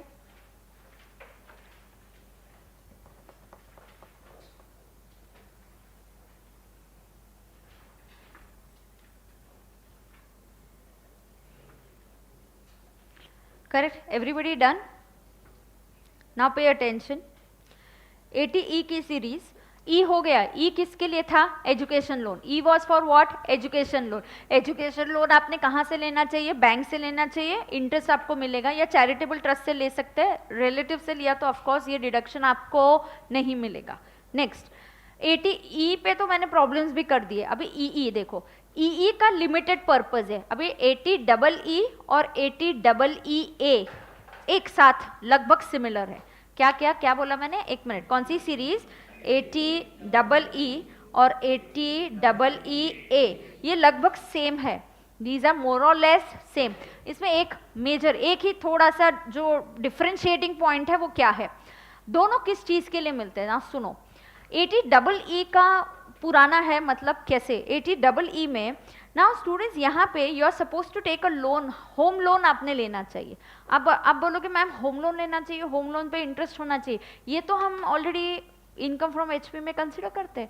इनकम फ्रॉम एचपी में अपना वर्किंग क्या होता है बताओ जरा? GAV less municipal taxes, NAV less deduction under section 24, standard deduction, interest on borrowed capital. Correct, standard deduction and interest on borrowed capital. Interest on borrowed capital हम तो लेते हैं यहाँ पे 24B में। कहाँ लेते हैं? 24B। 24 is standard, 24A standard deduction, 24B is interest on borrowed capital HP का। इन एडिशन टू दैट आपको और भी इंटरेस्ट मिलेगा in the form of a deduction. ये सबको नहीं मिलेगा, ये सिर्फ उन्हीं लोगों को मिलेगा जो लोगों के पास अपना खुद का घर नहीं है।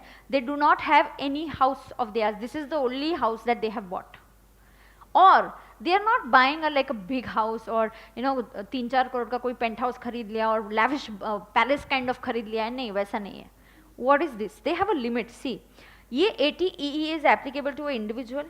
Individual has taken a loan from financial institution.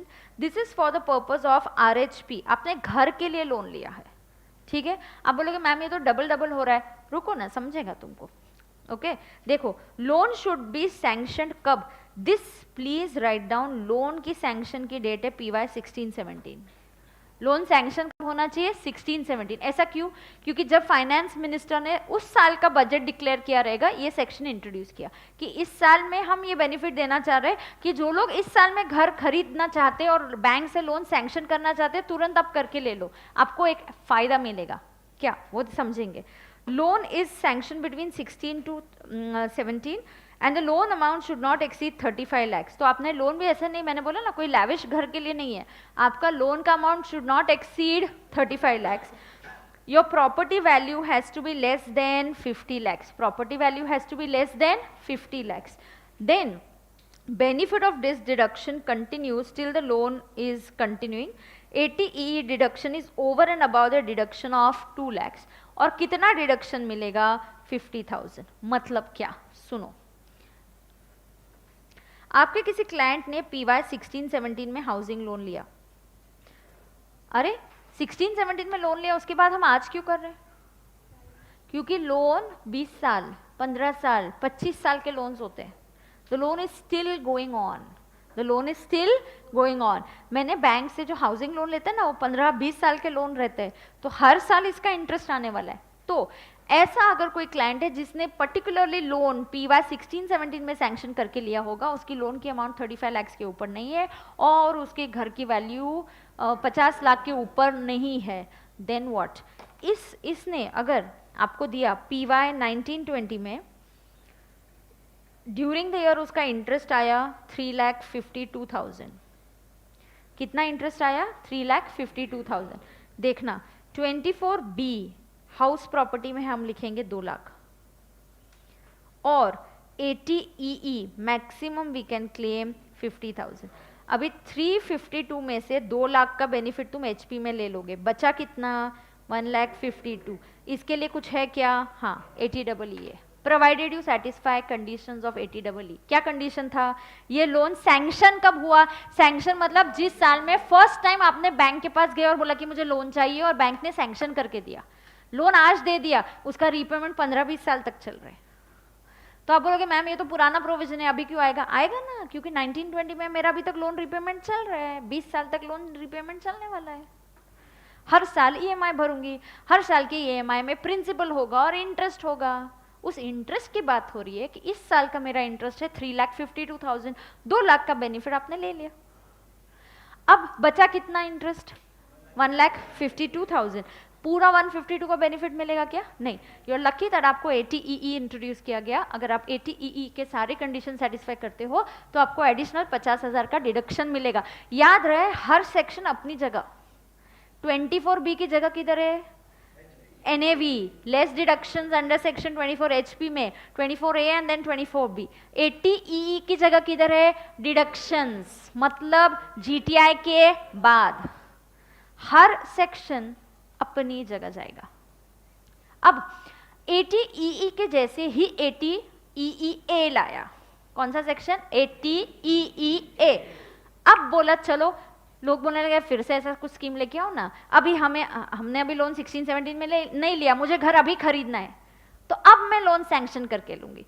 तो गवर्नमेंट को गवर्नमेंट को बूस्ट देना था इकोनॉमी को। क्यों? जैसे ऐसा ये बेनिफिट दे देंगे तो लोग शायद घर खरीदने का सोचेंगे, चलो और एक टैक्स बेनिफिट मिल रहा है, टैक्स सेव होगा, अच्छी बात है। तो इकोनॉमी इज वैसे भी is not going through a very good phase right now, so we want to give a boost. So introduce किया ATEEA। यहाँ पे लोन सैंक्शन होना चाहिए 1920 में। तो यहाँ पे लोन सैंक्शन का डेट है 1920। आपको दोनों रिडक्शन आ सकते हैं। अगर किसी का लोन सैंक्शन 16-17 का है तो आपको ATEE लेना पड़ेगा, और किसी के लोन सैंक्शन का डेट 1920 है तो आपको ATEEA लेना पड़ेगा। ATEEA में एक कंडीशन है कि ये पर्सन ऑलरेडी ATEE का बेनिफिट नहीं ले रहा। दोनों नहीं मिलेंगे। आपको 16-17 में सैंक्शन है तो आप ATEE में जाओगे। अगर अभी आप नया लोन लेके नया सैंक्शन करवा रहे हो और 1920 में आप आ रहे हो, बाकी के कंडीशन सेटिस्फाई कर रहे हो, तो आपको ATEEA का डिडक्शन मिल सकता है। इसमें कंडीशंस क्या है? Interest is for buying an RHP, loan is sanctioned in 1920, stamp duty घर की value does not exceed 45 lakh. So stamp value does not exceed 45। ऊपर कितना था? 50 लाख। अब कितना है? 45 लाख। ठीक है। Assessee does not own any RHP on the date of sanction of the loan. आप जिस दिन लोन लेने जा रहे हो, see this is given to people जो लोग अब तक अपना घर नहीं खरीद पाए, तो चलो अब तो खरीदो। You don't have a house on the day when you gone to sanction. आप बैंक के पास जब लोन मांगने जाते हो उस दिन आपके पास आपका खुद का घर नहीं है।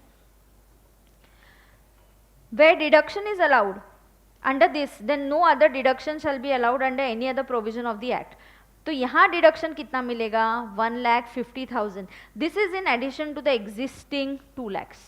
मतलब अब यहाँ मैंने बोला, सिर्फ चेंज कर दिया कि assume, I just make this small change, यहाँ पे अज्यूम करो कि लोन 16-17 में नहीं, लोन PY 1920 में सैंक्शन हुआ और सेम डेटा है, तो 2 lakhs will go under 24B and 1.5 lakh will go under ATEEA। समझा क्या? Newly introduce section. ATEEA घर के लिए, ATEEB इलेक्ट्रिक व्हीकल खरीदने के लिए। इलेक्ट्रिक व्हीकल को इस बजट में इंपॉर्टेंस दिया है। Same I will be teaching you in GST also. तो इलेक्ट्रिक व्हीकल को एक GST में बेनिफिट है, वो GST में बताऊंगी, और इसको एक इनकम टैक्स का बेनिफिट है। सो ये दोनों में से कोई ना कोई सेक्शन तो आना ही है आपके एग्जाम में, because new introduce, first time ये सेक्शन इंट्रोड्यूस किए गए ATEEA and ATEEB। Now ATEEA and so here first, of course I'll summarize and I'll give it to you. अब व्हीकल ATEEB यहाँ पे भी लोन लिया है, किस चीज के लिए? Electric vehicle. आइयो मुझे बताओ, अगर मैंने इलेक्ट्रिक व्हीकल मेरे बिजनेस के लिए ली है, बिजनेस के लिए, तो you will capitalise it, claim depreciation, and उसके लिए जो लोन होगा इंटरेस्ट का वो पूरा का पूरा अलाउ होगा, बिल्कुल अलाउ होगा पूरा का पूरा। तो ये सेक्शन किसके लिए बना है? जो लोग पर्सनल पर्पस के लिए ले रहे हैं। जो लोग ये गाड़ी किसके लिए ले रहे हैं, पर्सनल। तो काफी सारे लोग हैं यार, we want people to switch to electric vehicles, petrol is expensive, pollution इतना हो रहा है, it is just not possible for us. तो इनफैक्ट वी वांट पीपल अपने पर्सनल यूज के लिए भी यही गाड़ियां खरीदे। सी आप बिजनेस के लिए गाड़ी खरीदोगे तो डेप्रिसिएशन मिलेगा, उसका लोन लोगे, उसका इंटरेस्ट भी अलाउ होगा पूरा का पूरा, बट सैलरीड पर्सन होता है उसको नहीं मिल रहा है ये फायदा। तो सैलरीड पर्सन अगर गाड़ी खरीदना चाहता है, आप उसको क्लाइंट को बोल सकते हो, why don't you think of buying a electric car, if you do so and if you pay interest to the bank, you are gonna get a deduction under 80 B, कितना, 1.5 लाख। सेम 80 EEA इस साल introduce किया, 1.5 लाख का limit, 80 EEB भी इसी साल introduce किया और उसको भी 1.5 लाख का लिमिट। सो द लोन ऑफकोर्स, इसको टाइम ज्यादा है देखना, इलेक्ट्रिक व्हीकल का लॉन्ग टर्म प्लान है, ज़्यादा सालों का प्लान है, because very soon we are going to plan to switch over completely from petrol vehicles to electric vehicles. Even auto companies को बोला गया है कि आपका प्रोडक्शन, आपको डिज़ाइन अभी चेंज करना पड़ेगा, so they ask for more time, they saying okay we will do it but give us some more time, understand. A loan should be sanction, यहाँ पे सैंक्शन के लिए है PY 1 अप्रैल 2019 से लेके 31 मार्च 2023 तक। 1920 कितने ईयर्स दिए, 1920, 2021, 21, 22, 22, 23, 4 years. So we have given you 4 years. किसी को नेक्स्ट 4 साल तक अगर इलेक्ट्रिक व्हीकल्स लेनी है और आपका लोन इस ईयर में आप सैंक्शन करके लेते हो, आपको 80 EEB का इंटरेस्ट का बेनिफिट मिलेगा। If the deduction for interest is allowed under this section, then it will not be allowed under any other provision. Electric vehicle means a vehicle which is powered exclusively by an electric motor. तो electric vehicle का definition दिया गया है, मैंने यहाँ नहीं cover किया है, but electric vehicle has to have a electric motor होना चाहिए, removable होना चाहिए, जिसको आप charging के लिए लगाओगे and then you put it back. So that is how a electric vehicle, it runs exclusively on electric power basically. Exclusively only on the electric power, the battery electric motor होगा उसका। समझ में आ रहा है? तो आपको कितना डिडक्शन मिलेगा, 1.5 लाख। इसमें और कुछ थोड़ी सी इंपॉर्टेंट चीजें हैं जो हम लोग चैप्टर के पीछे कहीं ब्लैंक स्पेस है क्या, देख लो जरा, डिडक्शंस के पीछे कहीं ब्लैंक स्पेस है क्या? हम एक समराइज चीज लिख के लेंगे, कुछ important points I want to tell you, फटाफट नोट करेंगे। Yes please. क्या रे, क्या 80 EE में थर्ड वाला पॉइंट, हाँ सब में कॉमन है। Benefit of the deduction of this section continues till the repayment of the loan is there. हर ईयर मिलेगा ऑफ कोर्स, या 50,000 every year. His question is 80 E का third point, what is the third point, benefit will continue till the repayment continues. तो तुम्हारा 16-17 का loan है, तुम अगले 20 साल तक रीपे करोगे, you will repay the loan for next 20 years, so you can claim 80 EE for next 20 years. Same for 80 EEA, by default it is going to continue.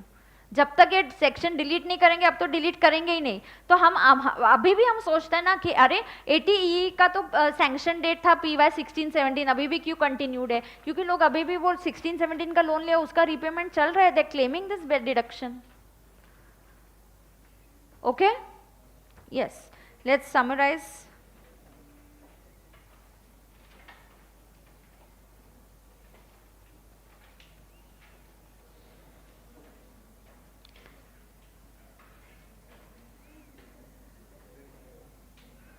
Okay.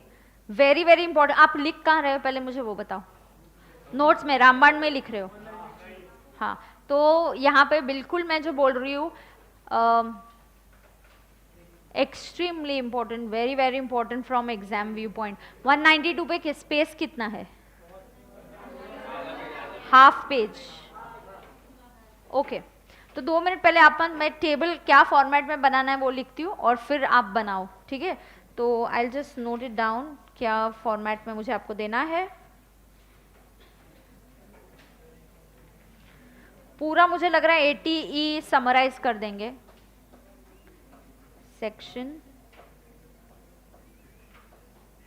Purpose,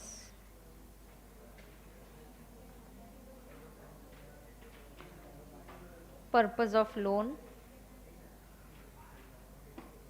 loan from whom, और फिर deduction.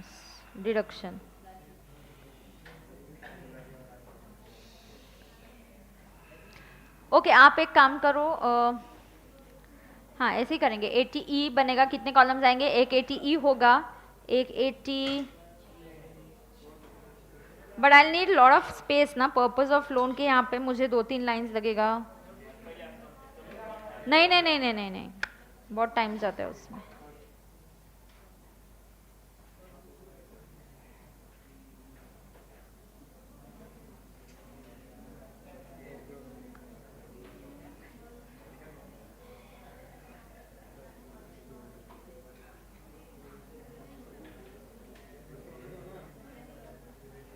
हाँ, अब पहले pay attention. 80E, sorry पहले 80E। 80E का purpose क्या है? What is the purpose of the loan? Interest on education loan. So loan is taken for education, so purpose is education. लिखो, पर्पस इज एजुकेशन। बना रहे हो क्या ये? बहुत टाइम जाएगा यार, 10 मिनट मुझे बनाने को, उसके बाद आप बनाओ। आपको लिखने के लिए तो तुम इटर्निटी तक लिखते रहते हो, तुमको तो मैंने लिखने के लिए दिया 15 मिनट 20 मिनट, लिखते जाते हो। हाँ रियली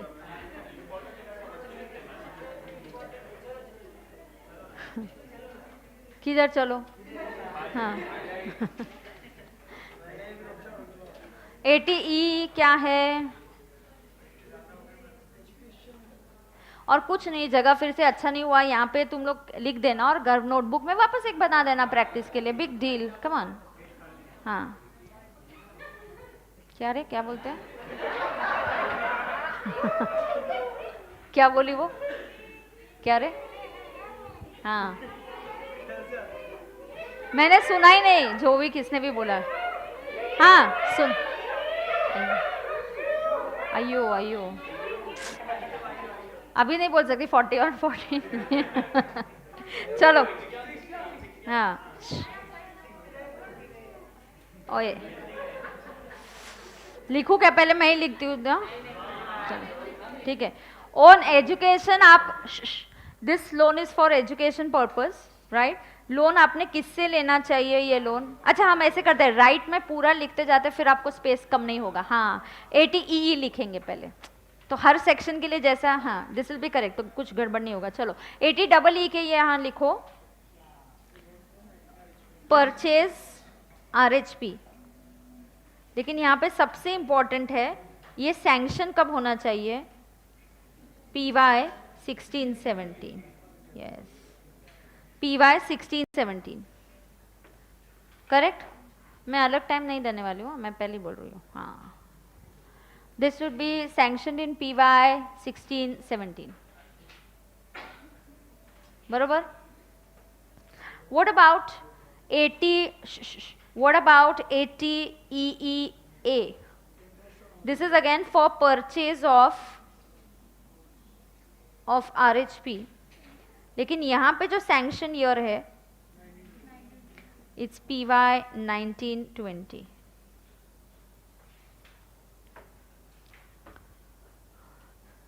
राइट? अब ऊपर जितना छोटा और अच्छे लिख सके, मतलब नीचे कुछ नोट होता है या कुछ रिमार्क्स होंगे तो फिर हेल्प हो जाएगा, right? 80EEB, it is for what? For purchasing electric vehicle, for purchasing an electric vehicle. इसका जो सैंक्शन है, लोन सैंक्शन, ये कब से है? 1 अप्रैल 2019 टू 31 मार्च 2023, बरोबर?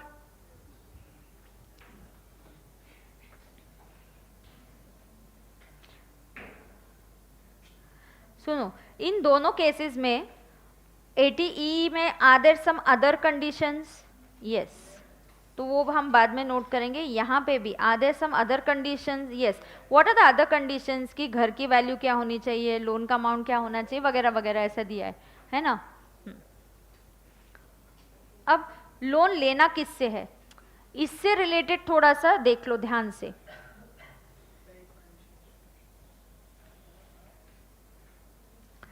Loan from whom?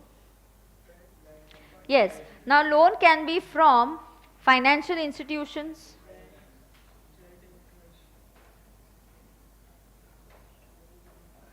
Financial institution में क्या कवर हो जाते हैं, बैंक्स, फाइनेंशियल इंस्टीट्यूशन में बैंक्स कवर हो गए, और approved charitable trust,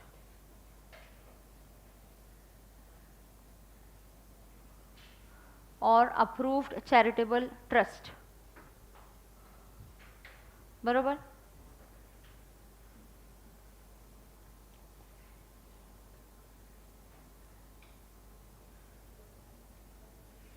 correct. Second, ATEE, ATEE में you have to take loan from a financial institution,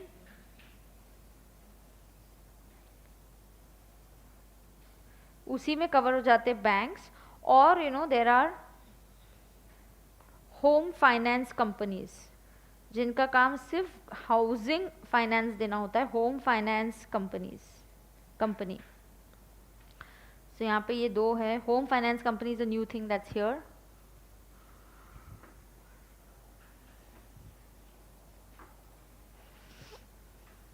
correct है, बरोबर।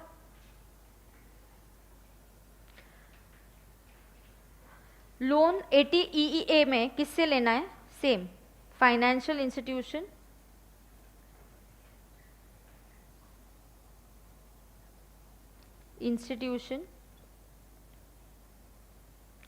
और होम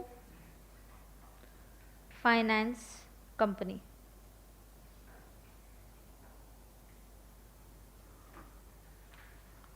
करेक्ट, बरोबर। आगे कमिंग टू ATEE-B, यहां लोन किससे लेना, देखो यहाँ पे एडिशनल पॉइंट्स है। पहला, financial institution, home finance company तो नहीं देगी, home finance company is only to finance homes, so यहाँ पे it's financial institution, that is bank, और second is there are certain NBFCs,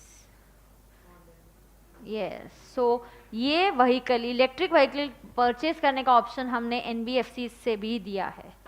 So certain NBFCs, not all, specified NBFCs, okay? These have to be specified NBFCs.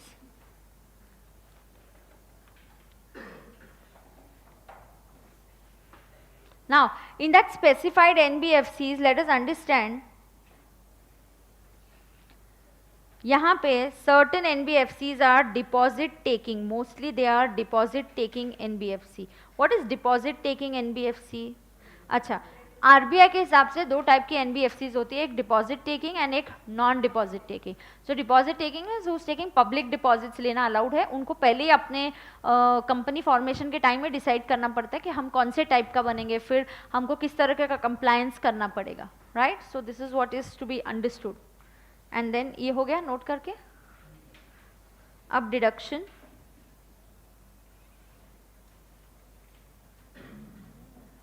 ATE का deduction कितना मिलता है, interest on education loan. Is there any limit, no,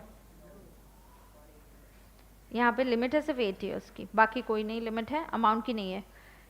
ATEE का deduction is up to 50,000, so you can claim up to 50.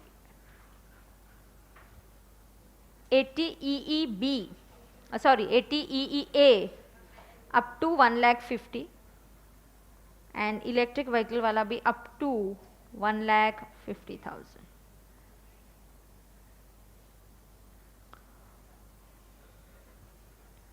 Correct?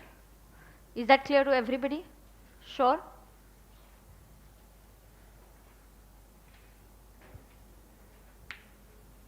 Done है क्या? हाँ, अब other condition के लिए कुछ रिमार्क्स के लिए कॉलम है क्या आपके पास? एक तो आपको 80E में याद है क्या लोन किसके लिए लेना है? मतलब पूरा ही सेक्शन हो जाएगा ना, इसके लिए मैं बोल रही हूँ लिख के लो। तो 80E में लोन किसके लिए ले सकते हैं? Loan can be taken for own, spouse और चिल्ड्रन हायर स्टडीज।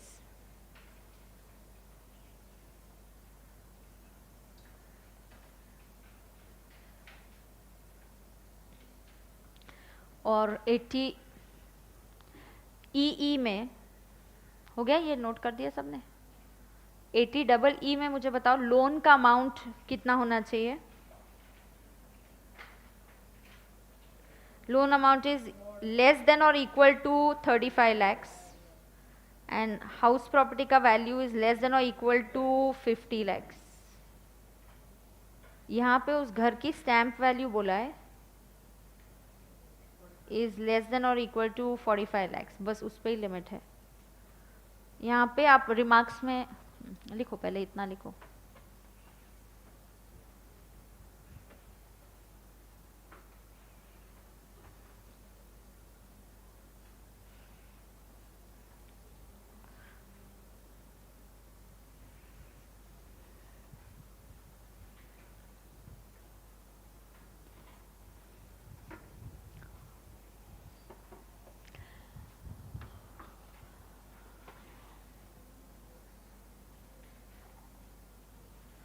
डन है, नोट किया? ते टेम्परेचर वाढव ना जरा, खूप थंड झाले। Thank you thank you. अब सुनो, यहाँ पे 80EEB में क्या पॉइंट लिखेंगे? Vehicle purchase for personal purpose can also, मतलब vehicle for personal purpose can claim this benefit. क्यों? जो बिजनेस पर्पज के लिए, उसके लिए तो पूरा का पूरा इंटरेस्ट पीजीबीपी में अलाउ होना ही है। समझा क्या? हाँ, so write down electric vehicle for personal purpose, for personal purpose is eligible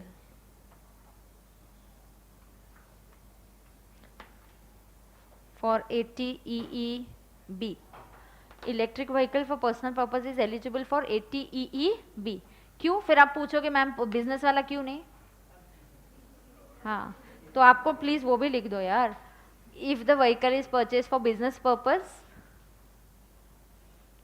if the vehicle is purchased for business purpose, expenditure will be allowed in PGBP, will be allowed in PGBP, expenditure will be allowed in PGBP। समझ में आ गया सबको? थोड़ा सा tax planning के view point से एक ही सवाल पूछती हूँ, फिर ब्रेक देती हूँ और फिर हम ये कंटिन्यू करेंगे। अब सुनो ना, मुझे एक चीज बताओ, अगर असेसी ने 1920, सब यहां देखेंगे, वो टेबल एक्सट्रीमली इंपॉर्टेंट है, very very very very very important.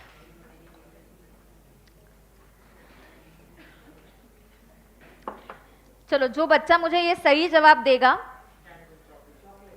Yes, तुरंत तुरंत चॉकलेट अवेलेबल है तो आप लेके जाना। हाँ सुनो, अब देखो, किसी असेसी ने, सोचना क्वेश्चन में एक ही बार बोलूंगी, वापस रिपीट नहीं करूंगी। किसी असेसी ने 1920 में लोन सैंक्शन करके लिया, he is satisfying, so he took the loan sanction in 1920, he is satisfying 80EE की कंडीशंस आर सेटिस्फाइड। उसने काम किया, आरएचपी लिया, उसके पहले उसके पास घर नहीं था, उसने ये घर रेंट पे दे दिया। क्या कर दिया उसने? ये घर रेंट पे दे दिया, बराबर। उसने घर खरीदा, 80EE की सारी कंडीशन सेटिस्फाइड हो गई, लोन 1920 में सैंक्शन हुआ, उसने फिर ये घर रेंट पे दे दिया, तो ये बन गया एलो प्रॉपर्टी। सारी मैं 1920 की बात कर रही हूँ। इस साल में बैंक का इंटरेस्ट सर्टिफिकेट मांगा हमने, बैंक का इंटरेस्ट सर्टिफिकेट आया,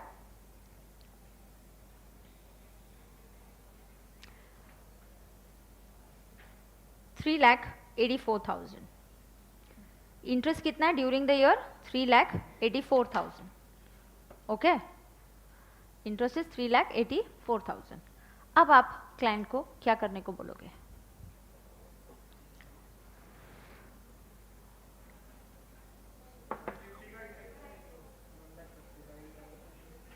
क्यों? लेकिन एलओ है यार, तो एलओ में तो इंटरेस्ट का लिमिट नहीं आता है। हाँ हाँ हाँ, 80EB की जरूरत ही नहीं पड़ेगी, सीधा हम एलओ में ले लेंगे, क्योंकि एलओ में तो इंटरेस्ट का लिमिट नहीं होता। हाँ ना, एलओ में 24B में इंटरेस्ट को लिमिट होता है क्या 2 लाख का? नहीं होता। ठीक है, फिर तुम क्या करोगे? सारा उधर लोगे? नहीं, आपको देखना पड़ेगा कि अगर वो लेने के बाद, पूरा का पूरा लेने के बाद, अगर एलओ में लॉस आया और वो लॉस 2 लाख के ऊपर गया, सेट ऑफ में तो 2 लाख का ही फायदा मिलता है, तो उतना ही इंटरेस्ट लेना जिससे लॉस सिर्फ 2 लाख का है, क्योंकि एचपी का सिर्फ 2 लाख का लॉस सेट ऑफ होता है, बचा हुआ कैरी फॉरवर्ड होता है। तो फिर भी वैसे प्लानिंग करना कि इतना ही इंटरेस्ट एचपी में लेना जिससे लॉस अगर आ रहा है तो 2 लाख तक ही आए, उसके ऊपर आ रहा है तो बचा हुआ इंटरेस्ट 80EE में ले सकते हो। और 80EE में कितना लिमिट है? 1.5 लाख का। समझा क्या? जस्ट टैक्स प्लानिंग की आपका थिंकिंग कि क्या हो सकता है, right? So will take a 7 to 8 minutes break today and you will be back